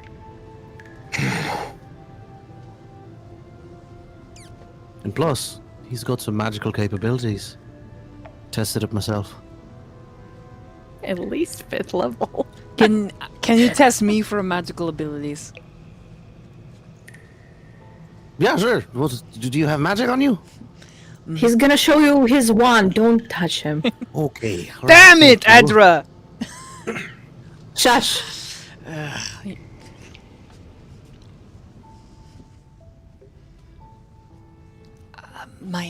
My plan is simple. I've already set a call for help. I've left a trail. We'll be found soon enough. No one gives a fuck about us down here. Cal, that's not true. Shut up. He, You know damn well they don't give a fuck about me. he reaches through the bar and he touches your cheek. Don't. He doesn't push him away. He just. Don't. I came looking for you. Because you're an idiot. An idiot who follows an idiot into the Underdark. You think I came here willingly? He frowns. No. You sure? Exactly. And if I'm going back, there's only one reason for me to go back. And you don't need to be a part of that. I already said I'm going to help you. Are you always stupid, or are you making a special effort today? I think this is my special effort.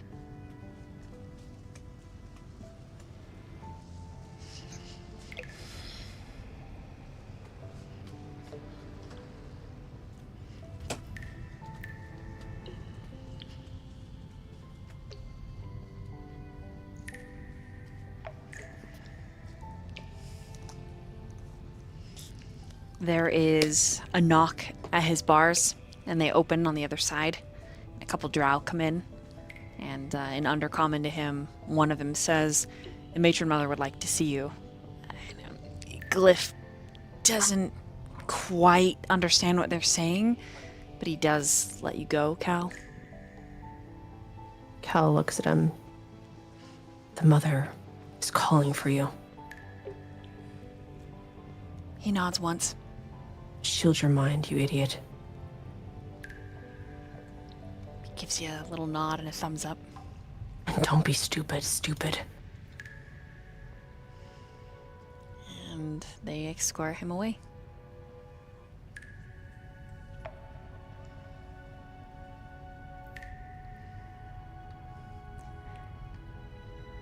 And then a drow is back on this side.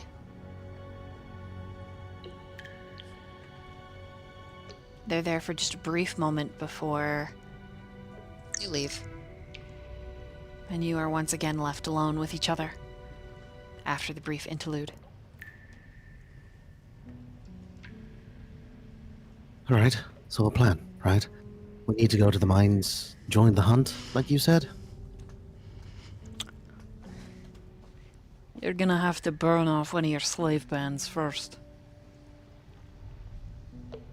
Easy enough to do. It means you'll have to be a bed slave. That's how I've gotten close enough to their fire and their chambers.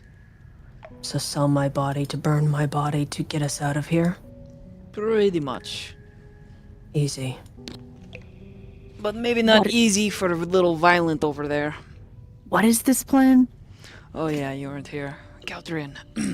Sylvis, actually, Sylvis, you're a pretty small, nice guy. Why don't you and Adra explain? Sure. Well, the plan is to go to the mines and join the hunt. Whatever that is, never joined a hunt myself, but in order for us to do that, we need to get rid of one of our slave bands. And what do we need? Drow poison? What was that you talking about?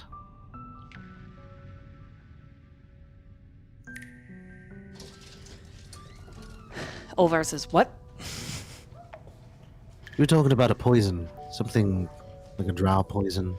Yeah, it's different kind of mushroom, synthesized. Come here, I'll give them to you. I mean, you were gonna check me for magic anyways, right? Nutter one, please.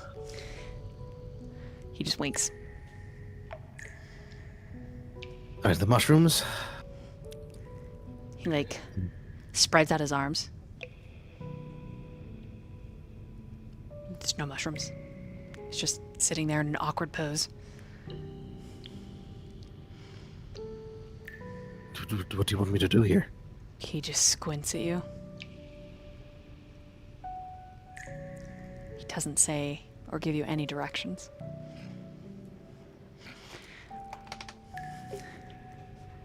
What do you do? We're gonna examine if he has any magical capabilities. Roll an Arcana. Alright. 16. Okay. You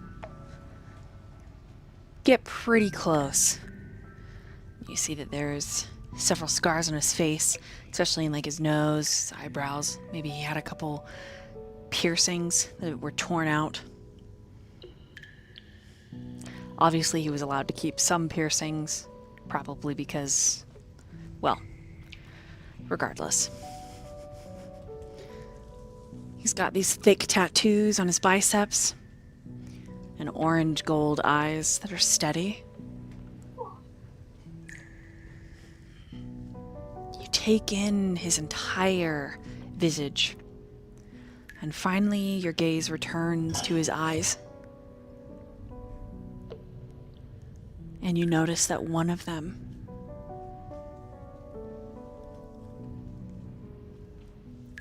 it moves differently than the other.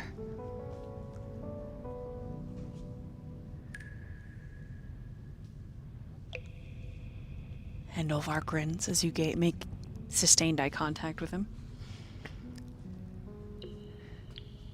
Do you see it? How are you doing that? Reach for it.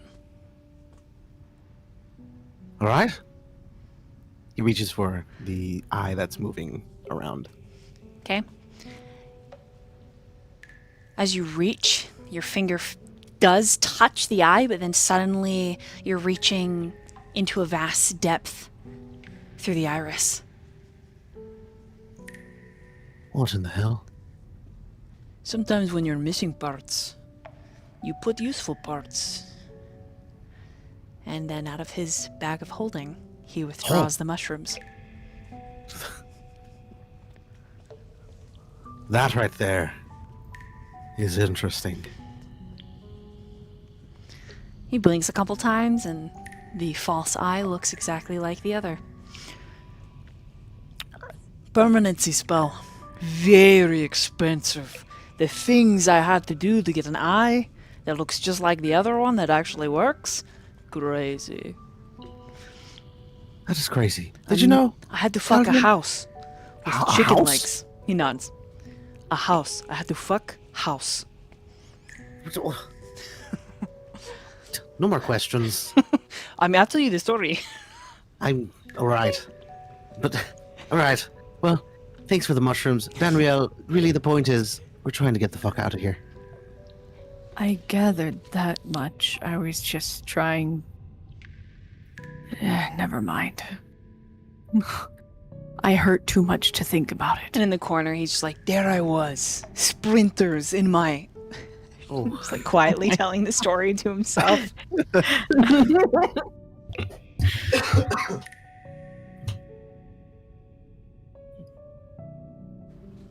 so this poison is supposed to be like hallucinogenic. It'll For- get the drow high, get yourself even higher. Yes. And that's the moment that we burn off the slave bands. Right. Tricky. And how do we have access to this fire that can do this? You have to fuck a house. I'm just kidding. Just kidding. You Alright. you have to get close to a drow and go to their personal chamber. There's a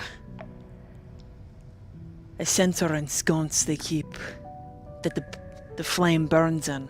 It's for offerings to Loth.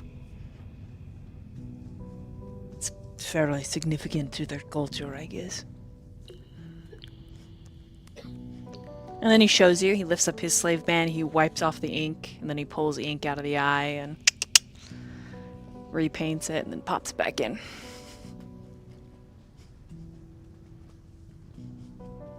If that's what it takes, I'll do it. Danriel frowns deeply. You know, not everyone has to fuck to take it off. We can just have one of us be the bed slave and then open the doors for the rest to come in.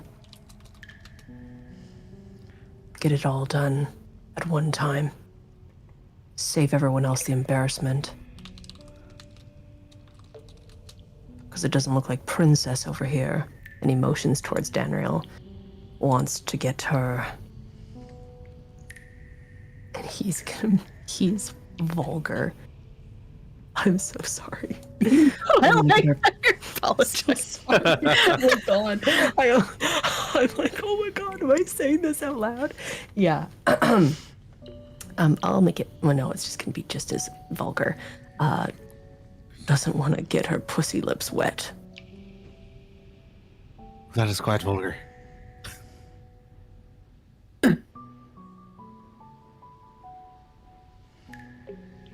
I mean, I'm not opposed to selling my body just to make sure that the rest of you don't have to. But how is everyone going to get outside of the bedchamber? Correct. Every time they take me alone. Ah, yes. See, we can just have a little bit of fun, though, can't we? You want to suggest Anybody a party? Mm. Good fucking luck.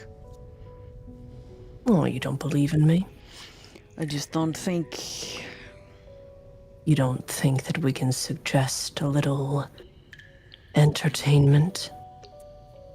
A little rump in the sheets? A tingle of toes?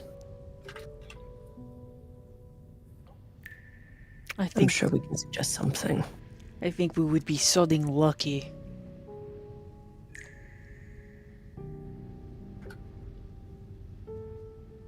I have someone who owes me a favor. I think we can use that to our advantage. Olvar just looks at you. Who?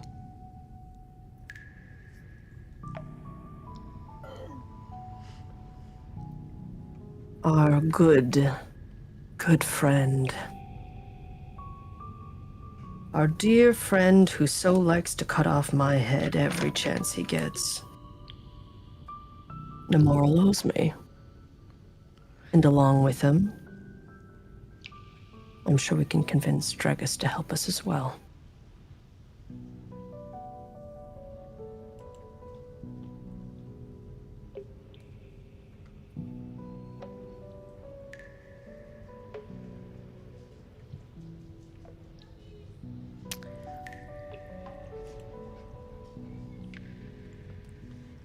Olvar is just quiet,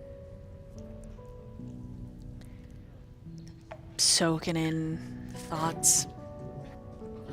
It could work. Suggest a little bed party. You and I can have. Rather, we can put on a show. We can. I apologize, but you may need to be naked, Sylvis. We could use the distraction.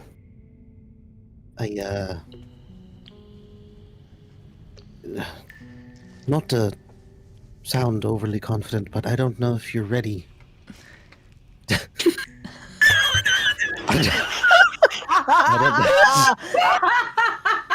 Sorry. I don't know if you're ready to bear witness the glory of what it is to be a satyr. Well, it won't be for my benefit, but I assure you I'll be pleased to see whatever you have to offer. In that case, he looks at Ulvar, he winks. Adra, you as well. Adra has her face currently like in her palm, and you can see the tips of her ear fucking red because she just.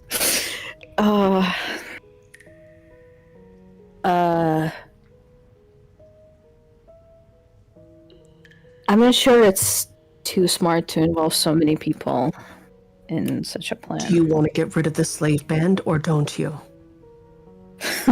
Of course I want. Do you think I never tried? And you don't think I've tried either? Well, it seems Difference like is both of you're us not have not alone. been successful. So? That means you're just going to give up. How interesting. Don't you have things you want to do? Because I sure as hell don't want to sit and rot in this dungeon. I have people to see, places to rip apart, and I'm not going to sit here and wait for cowards. I don't need you to do anything. All I'm suggesting is you stand there with your beautiful body and act as a distraction. See, I don't mind selling my body for what needs to be done. And I'm not saying you have to do anything, but you are easy on the eyes, and I'm sure they will see so as well. Do you think they see me more than an animal, than a freak? I'm about a house pet. That one guy thinks you're pretty tasty. Agreed. Are you House talking about the pet. blonde? I mean, he seems to have some kind of sway. I don't know. I mean, Oh, he does, I'm sure. See the cocky grin on his face? I'd like to tear it off.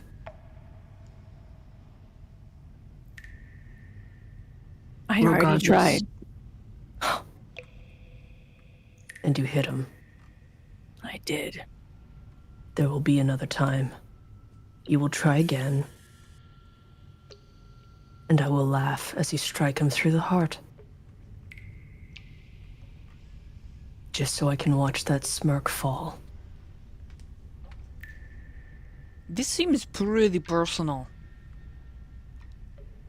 No, rather just fun.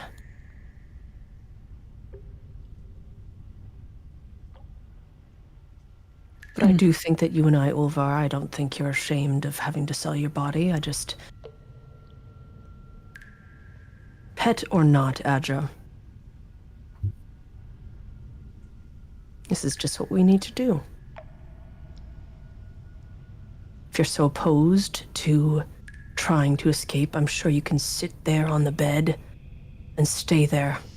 And the rest of us will try. And he raises his eyebrow expectantly, leans back against the wall and crosses his arms. She doesn't say anything for a little bit, but you do see, like, her jaw moving, kind of her, like, what's the word? Clenching her teeth pretty tightly.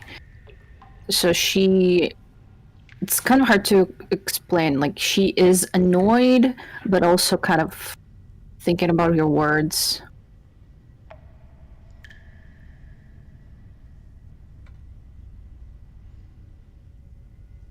I'm not one to stop anybody from trying to escape. I know I did a long time ago. But it would be easier with more help. I do agree with that. Then let's cause a ruckus. Let's drug the bastards. Let's burn our skin just to feel something. And then we leave. And we don't come back. Dead or alive. Preferably. I don't like to hope. She starts kind of like tapping her foot a little bit. Hope is poison. But I'll try to help, but just you see like some sweat on her fucking temples. Like she is very much anxious about whatever the fuck we're discussing right now. Just feign interest. Feign interest in whatever Sylvis has going on underneath his... well, whatever his goat body offers. Feign interest in that, or you can just be a dog, and I'm sure we can use that to our advantage.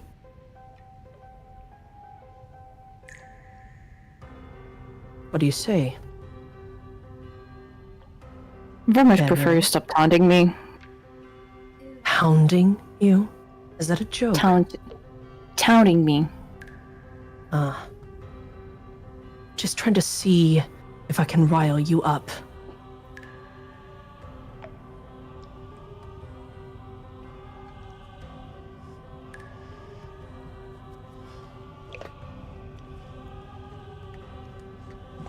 Well, you're certainly doing that.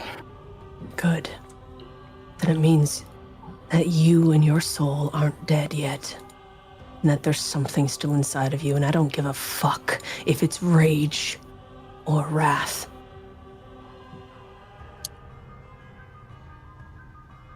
It still means you're alive.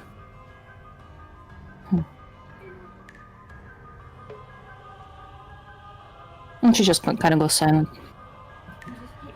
How about you, goat man? Are you in? Before he answers, he looks at Adra and notices the foot tapping, the sweats, looking down, and he just puts his hand on her shoulder. Then he looks up at you, Caldron. He says, whatever it takes, as long as we get out of here.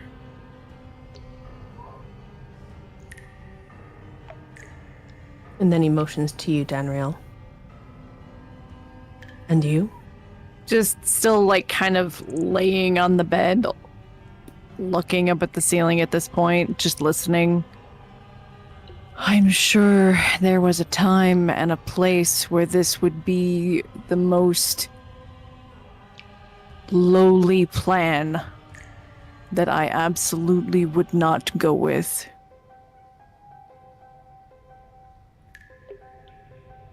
But at this point, I am willing to do whatever I need to. Because the only thing that drives me at this point is the rage that burns in my heart. And it wants out. So yes.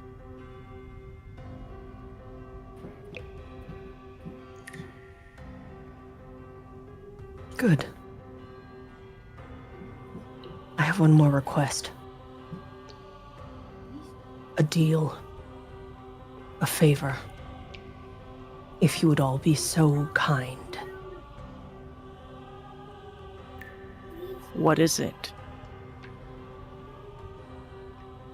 The guy who was in the other cell, The kind one.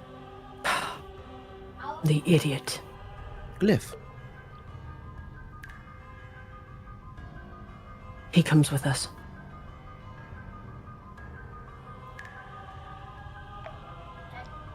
He comes with us, but he does nothing. And you protect him.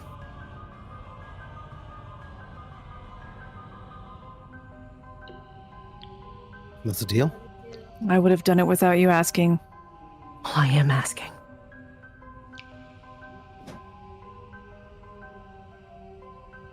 We'll make sure he's untouched.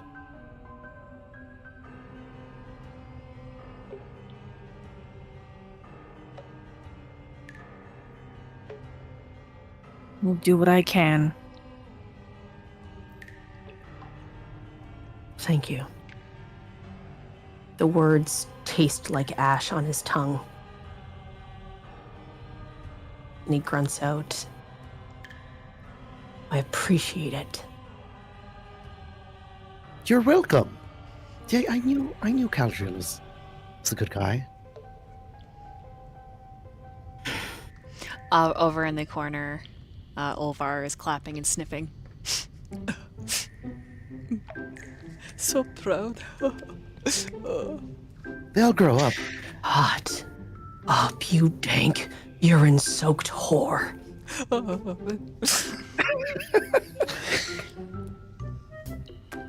You're such a good boy. So proud of you. I hate you.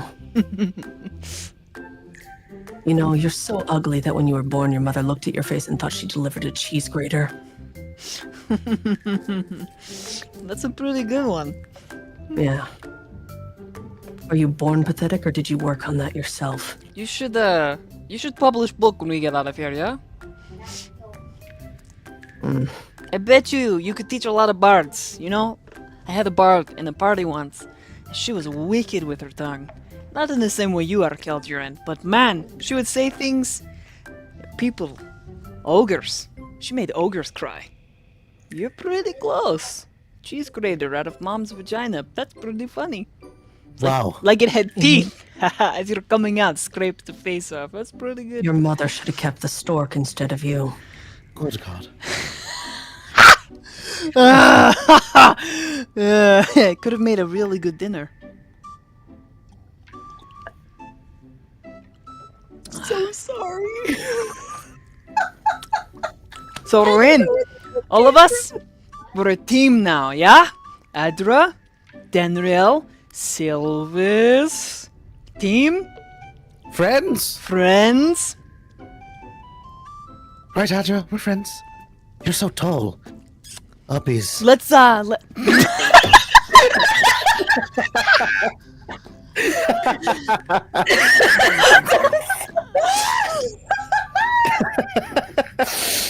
Hold on. I want to hold you. Why does Adra get to hold you? It was a joke. I thought we're friends. We're friends! Yeah, come, let's embrace. I would lightheaded. prefer not to get up right now. Thank you, Wolvar. Or is your preference princess? Ooh, I like when it comes out of your mouth. Danriel, when you are feeling better, uppies. Huh? Sure. Yes! Really? He looks at you, Adra, and he wiggles. Doesn't hurt me. Why would I care? He wiggles. Me and Sylvis?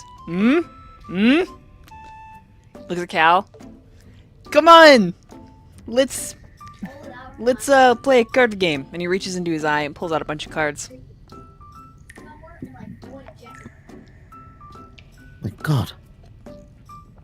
Oh, you know what? I just remembered. He reaches into his eye and he pulls out a healing potion. Wow. We're I friends. just remembered. He stands up. There's no visible broken on his leg at all now. And his pants are in place. And he walks easily over to you, Danriel. And he puts the potion in your hand. For you. Thank you. It's like, boop. No Is problem. this purely because you want uppies right now? I did not say that.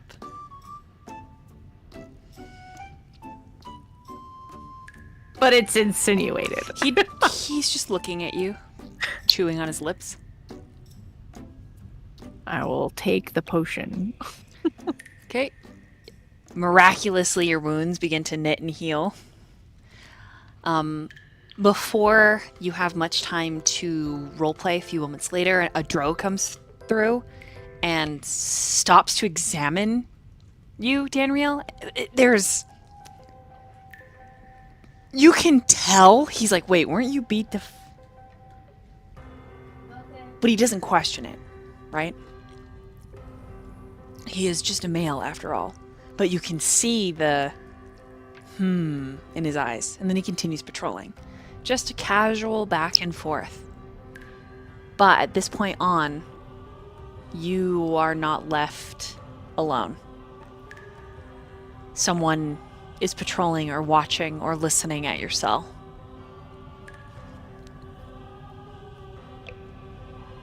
Does anyone do anything else before a brief time skip? No, at this point, Sylvis just lays down on the bed. Does Glyph come back at all or no? He will not come back for a bit. Okay. That's what I wanted to know.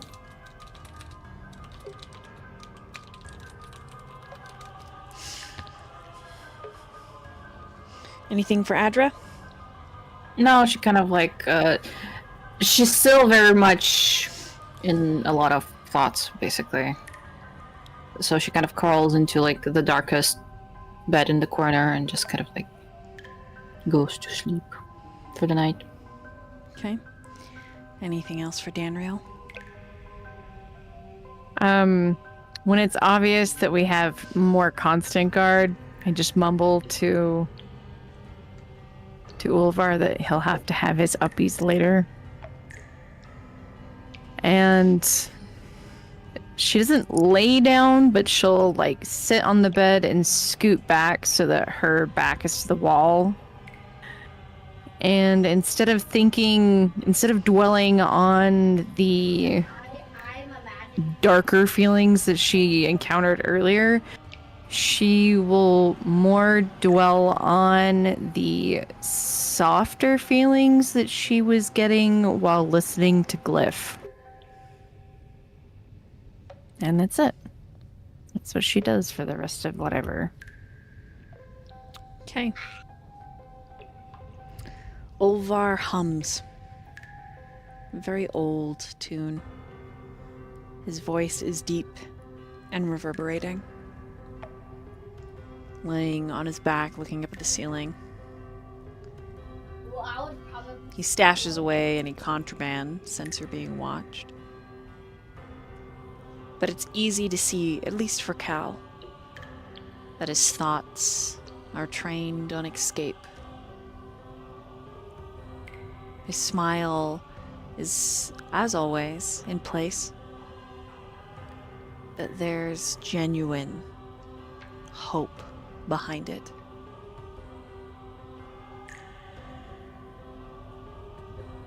Is there anything for Caldrian? Caldrian is leaning against the wall. Arms crossed, and he's just tapping his finger against his forearm. And he's just observing the movements of the feet across the stone floor, listening.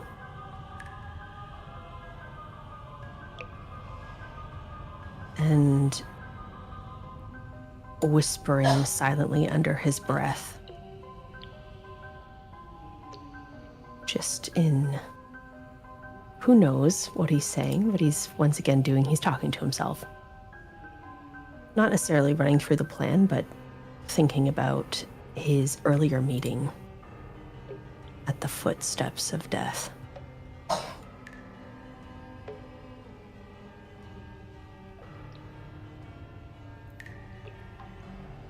And eventually he'll probably go and sit beside Ulvar and put his head back in his lap.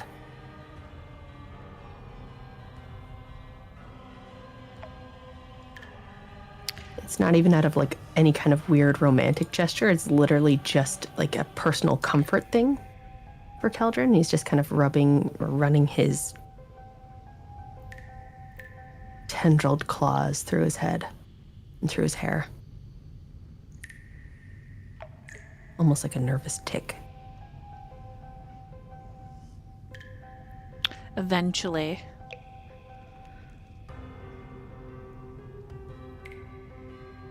all you can hear is the dripping of distant water in this cavernous-like cell. They're all interconnected. Adra, I need you to make a wisdom saving throw, just as you're getting ready to sleep.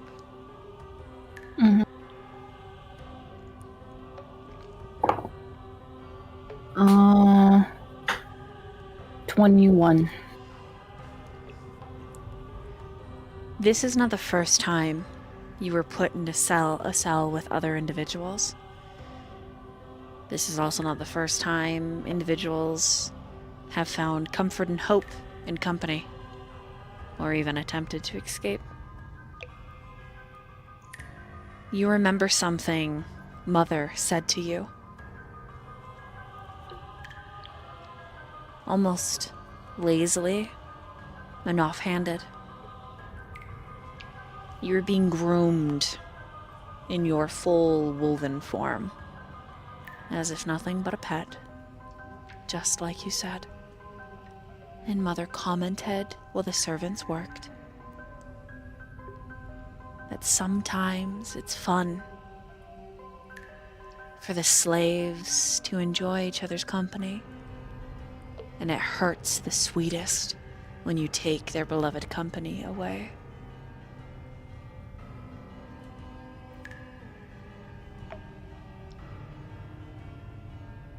Heavy does the feeling weigh in your heart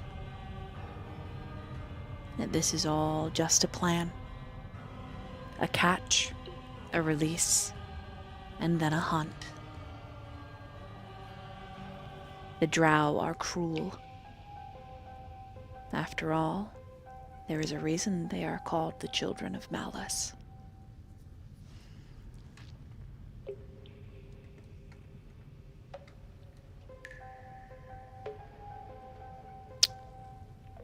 That being said, everyone can go ahead and hit that long rest button.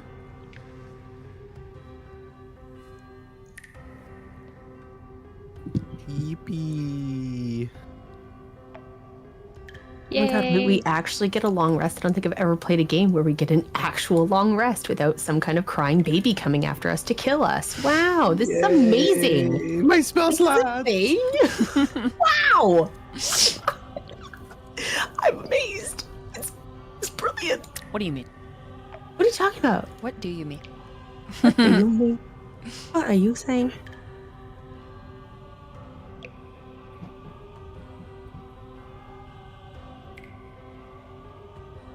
Okay.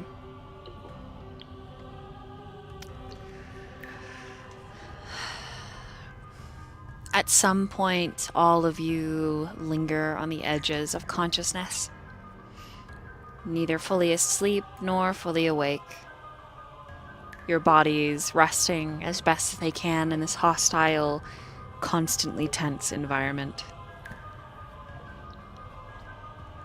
And the boredom as well. It spills into the edges of your existence like a toxic waste, eating away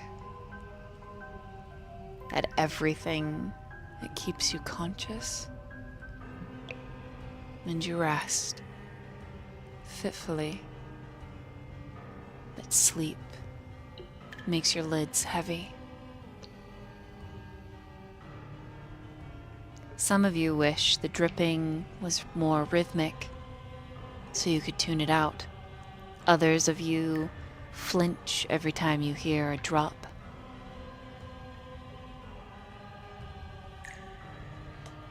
You don't know in the dark how many hours passed, how long you wait. The drow outside shift and change. And then all at once, everyone in your cell hears a thickly accented voice in common. Sylvis. Sylvis, are you awake? But it doesn't sound like Ulvar. I'm gonna look at all of the rest of the party just to see if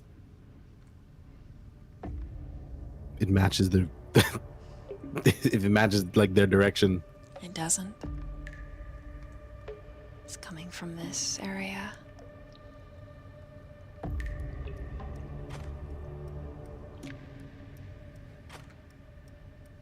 Hello? You don't see anyone from that angle.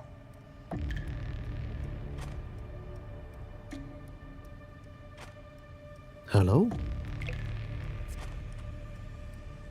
You hear the voice. Sylvis. Hello? As you get to the gate guard, Dragus is crouching. Teal eyes meeting yours. Are you okay? For the most part, I'm alive, so Most drow, Sylvis, do not speak common. They consider the language dirty, a defilement. Usually it is the high priestess or the hunt leaders that speak it, but common drow do not. If any other drow were to hear Dragus speaking common, not only would they not understand him, but if they did recognize it as common, his life would be forfeit immediately. keep your voice down. I am whispering. It's still kind of loud. I'm here to get you out. You're gonna get me out. How about the rest of them? I can't. I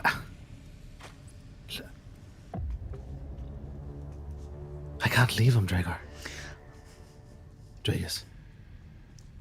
What do you mean?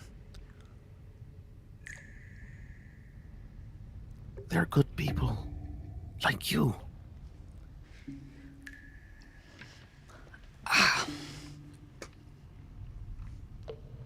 Look, we have a plan. I trust you. We have a plan too. And he starts looking around. We have a plan to escape. His eyes widen, his nostrils flare. You will be caught. Look, maybe. But it's worth a shot. They've got a good plan. And Dragus, this is a good opportunity for you to join us as well. He starts shaking his head.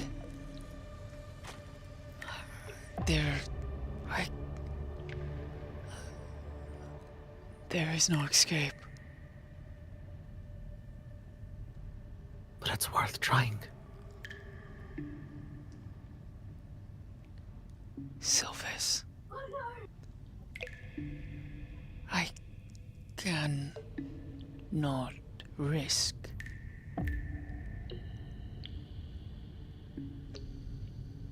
I can get you out now. I can't just leave them. Come, Drakus, please. You trust me, right? Look at me. He nods. I've known you for all of the 7 years. I taught you everything. Trust in me. I trust them. I don't know why. Can't explain it. But I don't want to see you in here any longer either.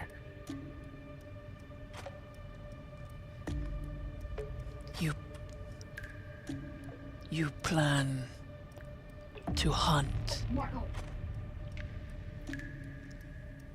That's right.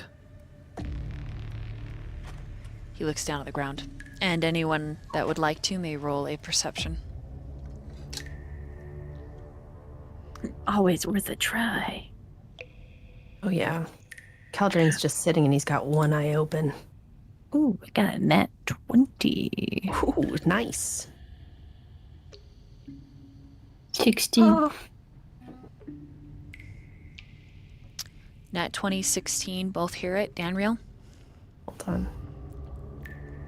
Oh, the nat 20 was mine for 23 total. Oh, okay, and then Caldrian. I thought your voice was sly for a second. Crazy. Wow. 21 perception. Okay, all three of you hear pieces of this conversation. You hear when Sylvis says Dragus.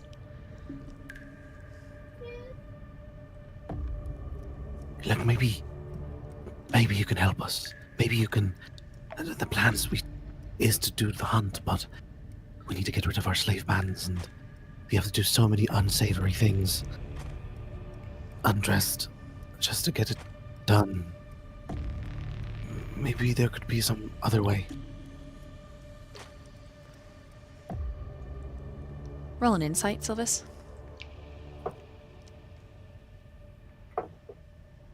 Natural 20. You can tell in Dragus's eyes there is absolutely several ways. You can help us. He looks We can help down. each other. The fear is very strong within him. Look up, boy, and look at me.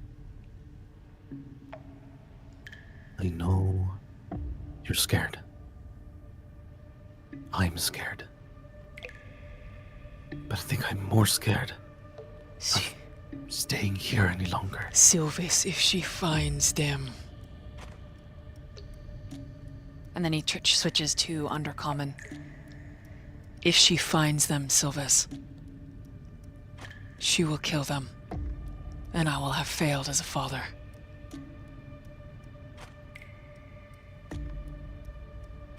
And in Undercommon, Sylvis says, Don't you want a better life for her?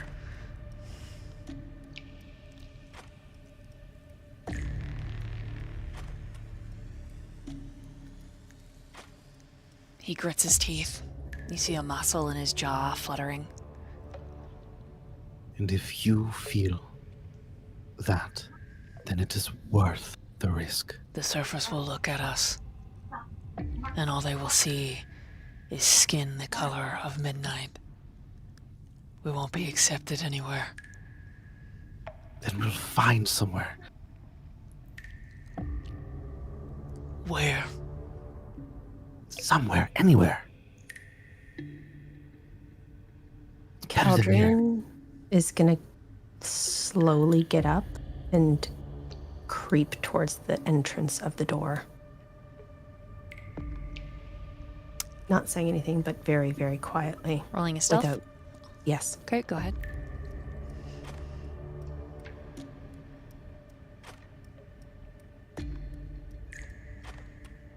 I don't even know what my stealth stat is. Where is it? Where are you hiding? Oh, It's a skill. Oh my god, I'm actually good at that. Wait a second. I was like, wait, am I good at this? Kind of. Yeah, stealth 19. Okay.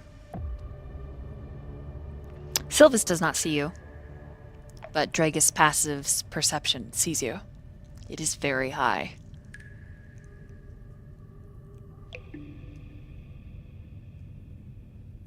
Sylvis, If we're- Dragus looks up over your shoulder like he's looking at someone. but when you turn around, you don't see anybody. You alright? Who is that?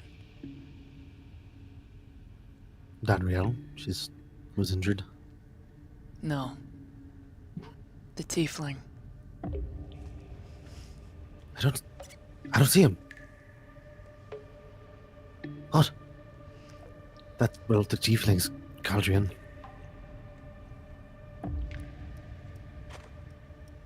You trust him? I trust they could kill me, but yeah, I do, to a certain degree, do trust them.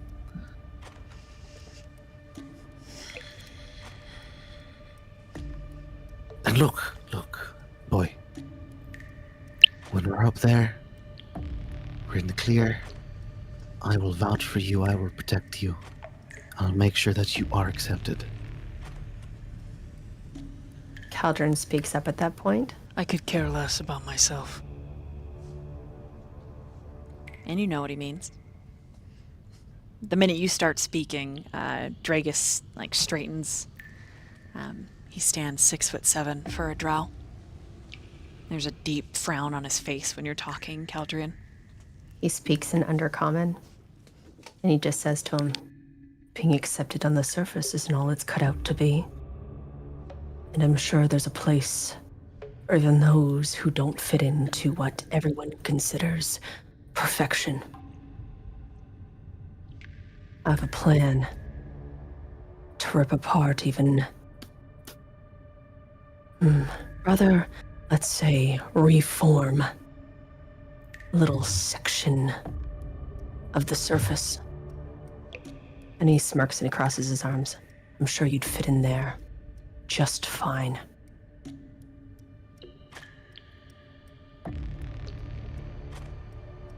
Dragus's gaze drops back down to you, Sylvis, looking for any kind of confirmation.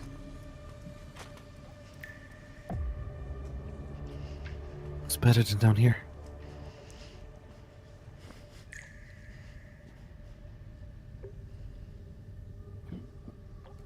I'm sure. Better for her, too.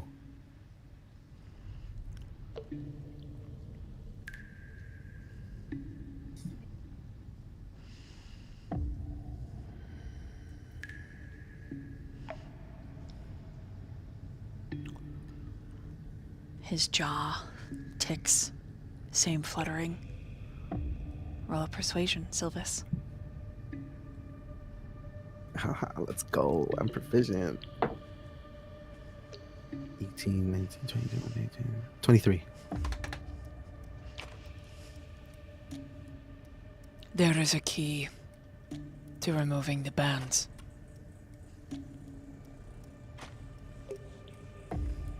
All right. Sterid has ownership of them right now.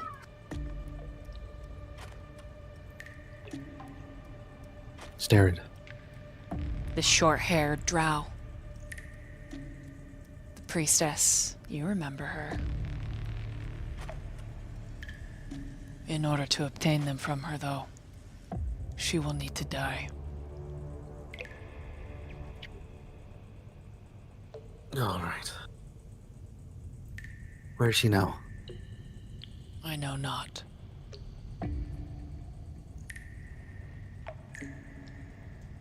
That's a start. Thank you, son. Sylvis, What? let me take you out of here. I have permission. Why me? You're his friend. And in order to gain permission, it is very likely he has suffered a great deal.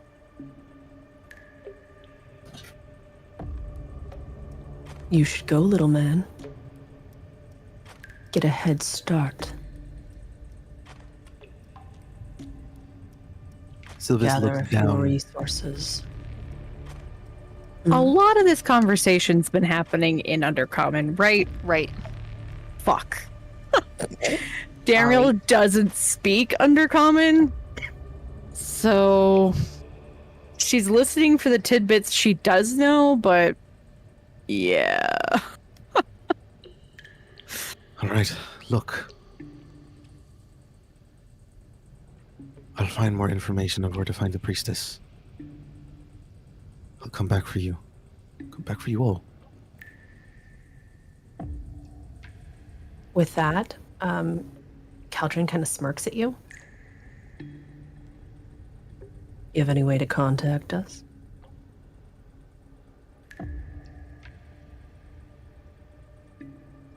Anything at all, Mr. Magic Man? Nothing at my disposal, but I'm sure I can figure something out with Dragus. He patrols anyways. I can send messages through Dragus. What's to say he's trustworthy? As long as you trust me. I Probably speak don't. enough common tiefling to pick up your mouth sound. It's alright, Dragus. Look, the 7 years that I've been here, it's been one of my students. He's like a son to me. He's trustworthy.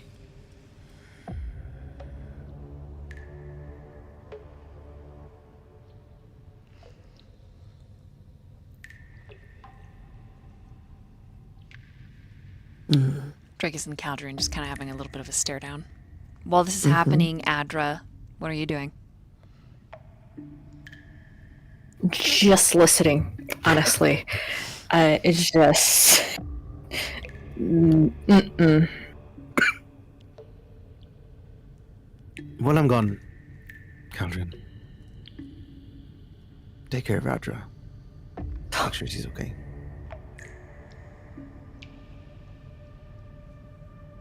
And what are you going to really- give me for that? He'll give you uppies, says Ulvar. I'll give you a hug. I don't know. Look, no one's ever stood up for me the way that she does. Especially down here. So you appreciate those who are going to save your own neck because you can't do it yourself. No, I can't. Dragus starts to unsheath his blade as you're talking to Sylvis this way, Caldrian. Very slowly. No noise. Put it We're not- away.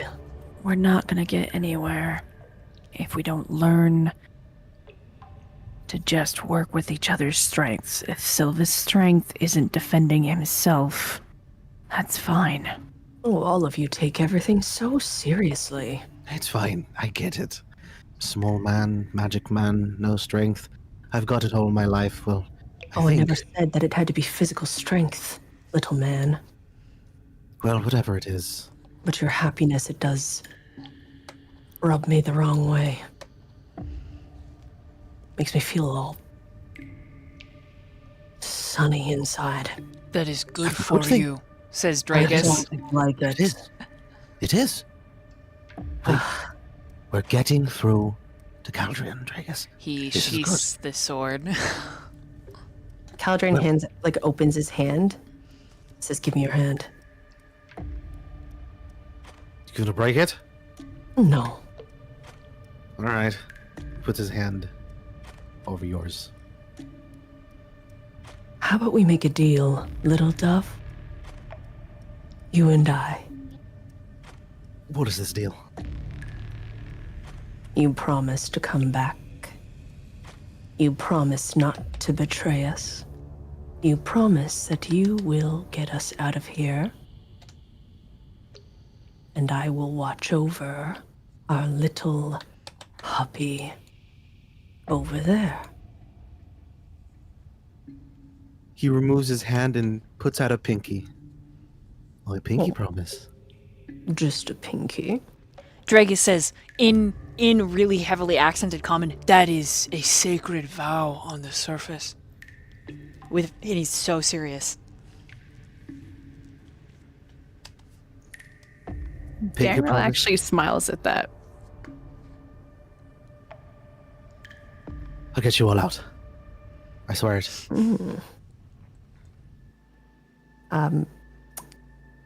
Dolly, I sent you a little message thing.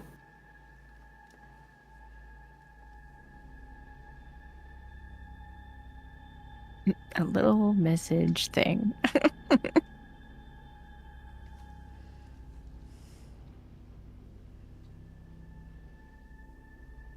Here's the kicker, Sylvis. If you Already? or your little friend decide to fuck us in the asshole and turn on us,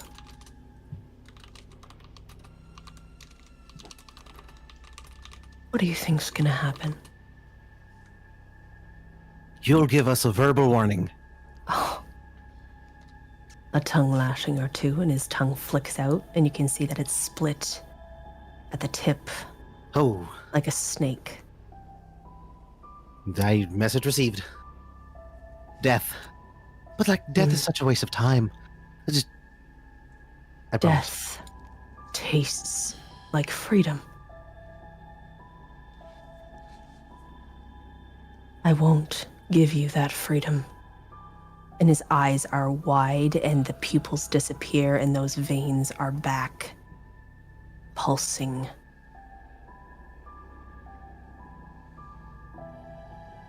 I get it.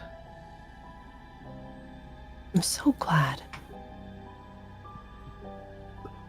And he would put out his pinky, accepting your pinky promise. Dragus puts a Crap. hand over his heart because it's a sacred vow. Oh my gosh. I love it. This is happening.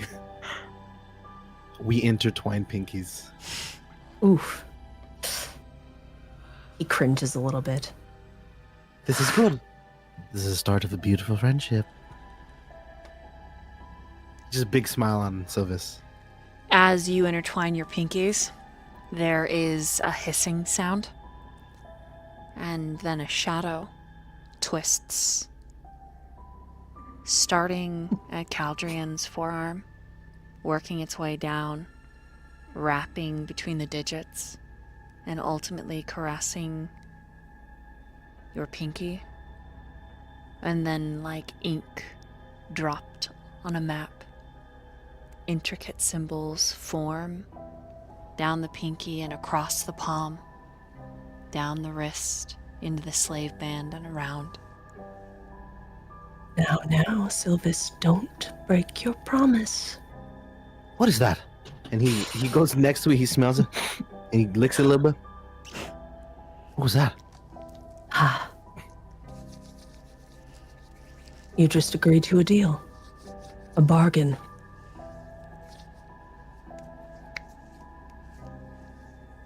Your Maybe pinky promise. promise may be sacred, but so is what I offer. Okay. Fair enough. Is it permanent? Dragus says behind you very seriously, Yes, a pinky promise can never be broken. It is the most sacred of vows. You will take it with you to death. Final death. Very true. Very true. and he like pounds on his chest a minute, and he bows his head. He says, praise to the mother spider, And then he sheaths his weapon.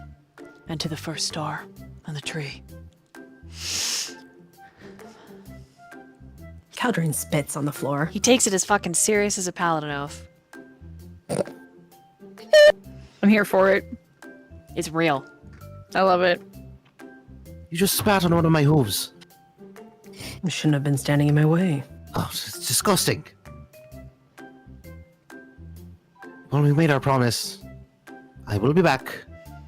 Don't think about me too much. Dragus opens the door, and you step out. All right, boy. Let's go. He closes the door, locks it. Looks at you, Sylvis. He looks like. Hmm. He kind of shifts so that he's in front of you. He's standing here. Where's Adra? He's speaking to Danriel and Caldrin. And when he sees the squint on your face, Danriel, he says it in common. Ah. Yeah, and it's really heavily, and kind of a little slow as he's working on the words. In her bed. Sleeping like we'd all like to be. She actually stands up. Like you were Here, like- actually sleeping. Oh, never mind. She's up. I'm here. He beckons you forward. Okay. As you get here, Caldrian and Danriel, you just see this. Dragus takes out of his pocket this small piece of paper that's been folded to look like a dog. And he hands it to you through the bars. Did you call me just to insult me? My daughter made this for you. Oh. She's really talented. She certainly is. And Dragus pulls out a Consider- crushed, ruined flower and hands that to you. She wants me to tell you she misses you and looks forward to seeing you next. How is she? Taller.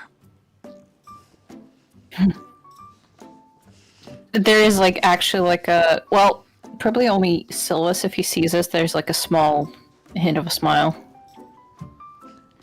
Oh, did you see that, Dragus? She will be 6 soon. I'm sure you're taking good care of her. He looks down. She reaches out and pets him on his head a little bit, I am kind of trying. reassuring him. I know you are. And I take the paper dog and the flower very delicately. Thank you. It looks like the paper dog was supposed to be red or pink, but it's kind of like a brown, like a colored tea was used on the pages. And the flower Dragus obviously had to hide because they are considered contraband. So it's Well, that very ruined, but it's something from the surface.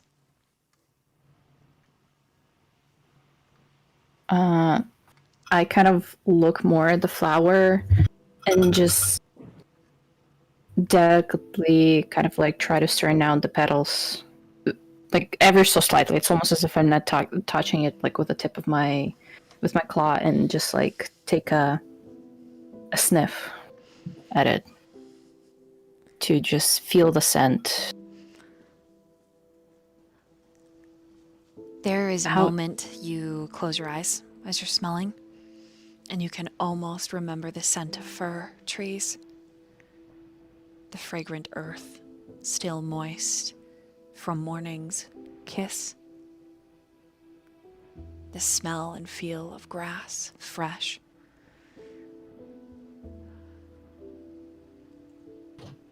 Though crushed and dying, it still maintains its scent. How did you get this? In common, because Danriel does not speak under common, he says, Surface hunt. But I did not return with flesh, so it was carved from my own.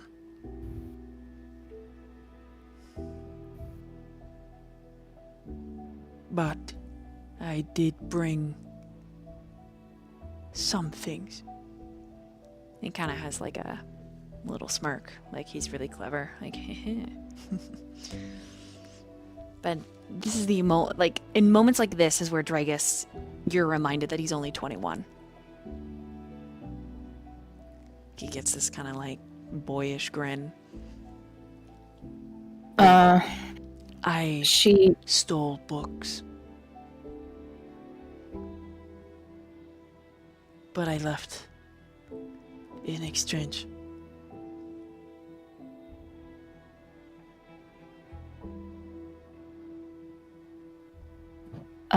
She pauses for a second and then just kind of start saying, if I heard what you were talking about the plan, about the escape. There is a place that you and your daughter can go to, and you will not be judged for who you are. You will be accepted. Where? It's home. At least it used to be my home. But we do not know if your home still lingers. Well, it's it's better be there, I guess. It should be there. They're strong. I hope they're all safe. But I can tell you more or less the location of where the grove is. I do not know what grove means. I think you'll like it. And especially your daughter. He nods. Okay. He looks at Sylvis. And then at Adra. And then over your shoulder at Caldrian, the shadow. And Danriel, the light. Okay. And he holds out his pinky to you.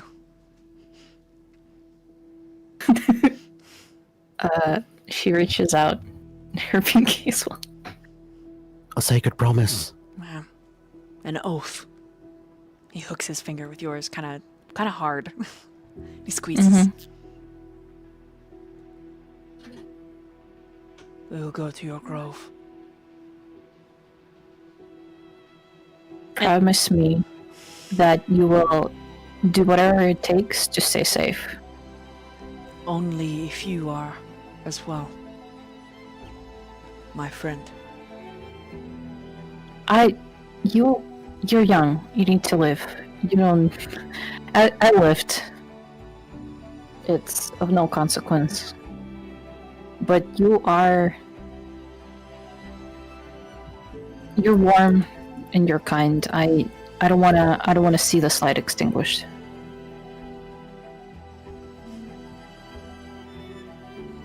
Kind of gets that the boyish smile, childish kind of grin. I was born of the dark, Adra. There is no light. But just because something is born in the dark and of the dark does not make it evil. It is... And he looks at Sylvis.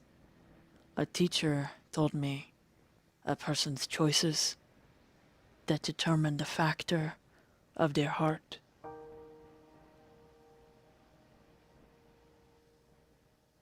Sylvis gives a proud nod. Taught him well.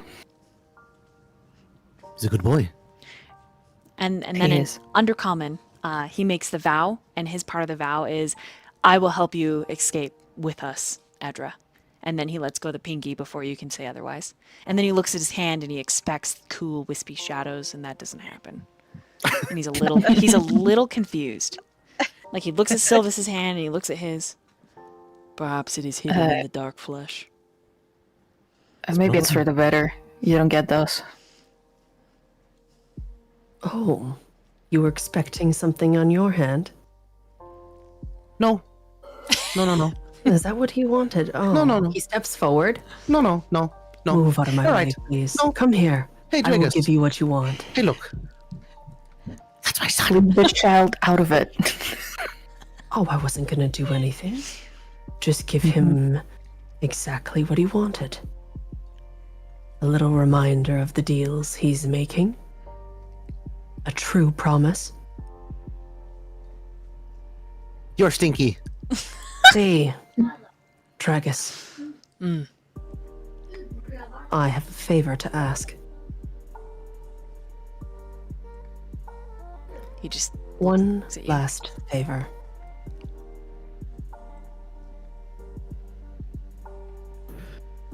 Our little friend.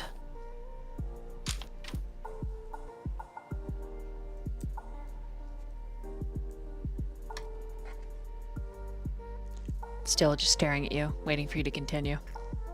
Nemoral, He nods. where is he?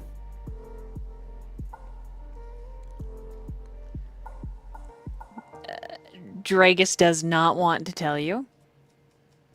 That's very obvious. And in this moment, Caldrian, you learn that Dragus is not good at lying. Like at all. Tell me. The difference in this large man and Sylvis, they're very similar.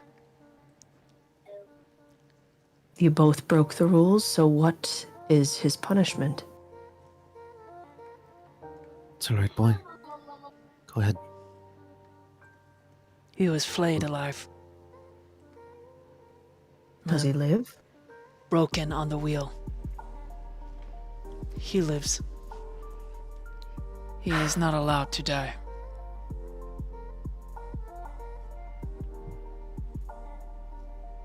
Hmm.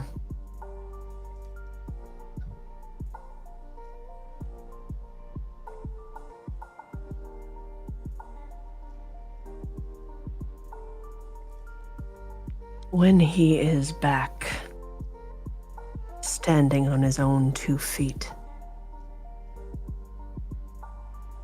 you remind him that he is owing.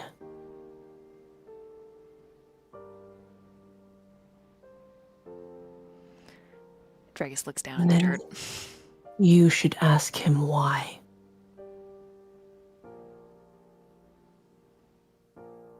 Unless you already know.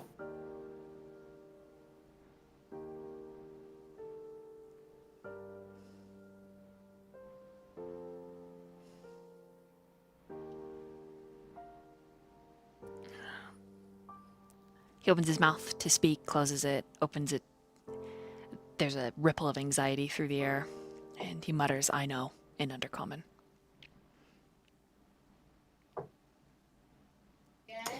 Caldrian smirks.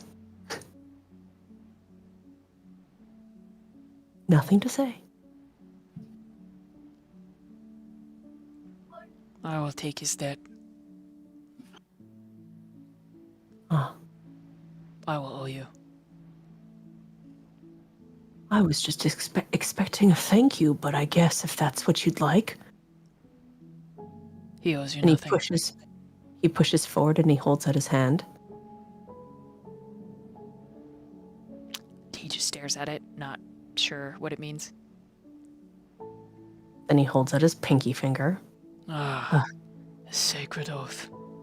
And he grips your pinky with his. Then you will owe me a debt. For whatever time I call it in, you will owe me a debt. Is that fair? You willingly agree to this? Is this safe? Oh, I can assure you it's safe. I will not harm him.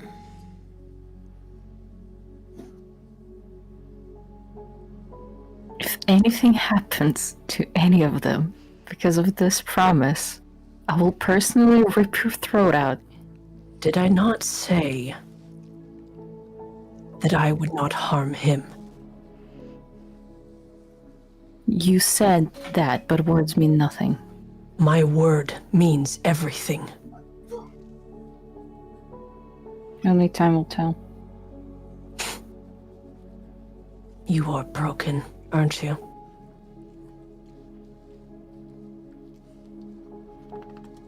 And he looks back, expectantly waiting for the pinky finger. He gives it to you. Squeezes your pinky. I will not harm you.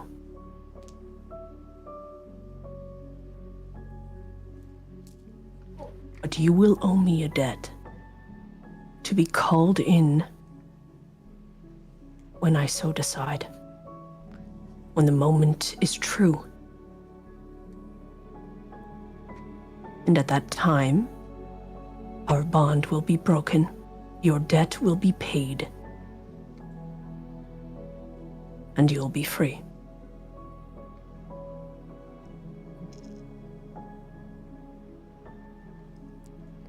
Understood. Excellent. And he grasps your pinky finger and wiggles it a little.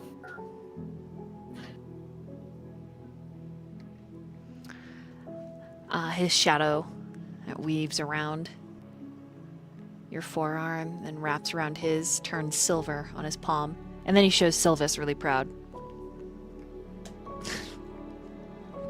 Looks good. The look in his eyes is sacred promise. An oath. He nods.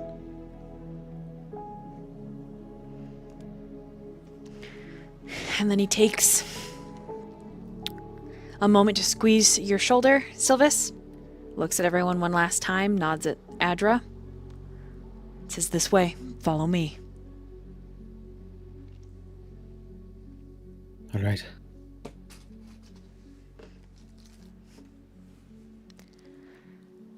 And that is where we are going to end today's session. Wow. Oh, pinky promises. I was about to ask Ulvar for a favor.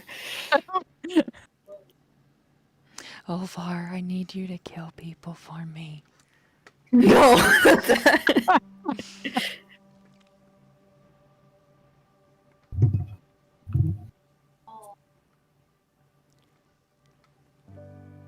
Let's go. That was a good session.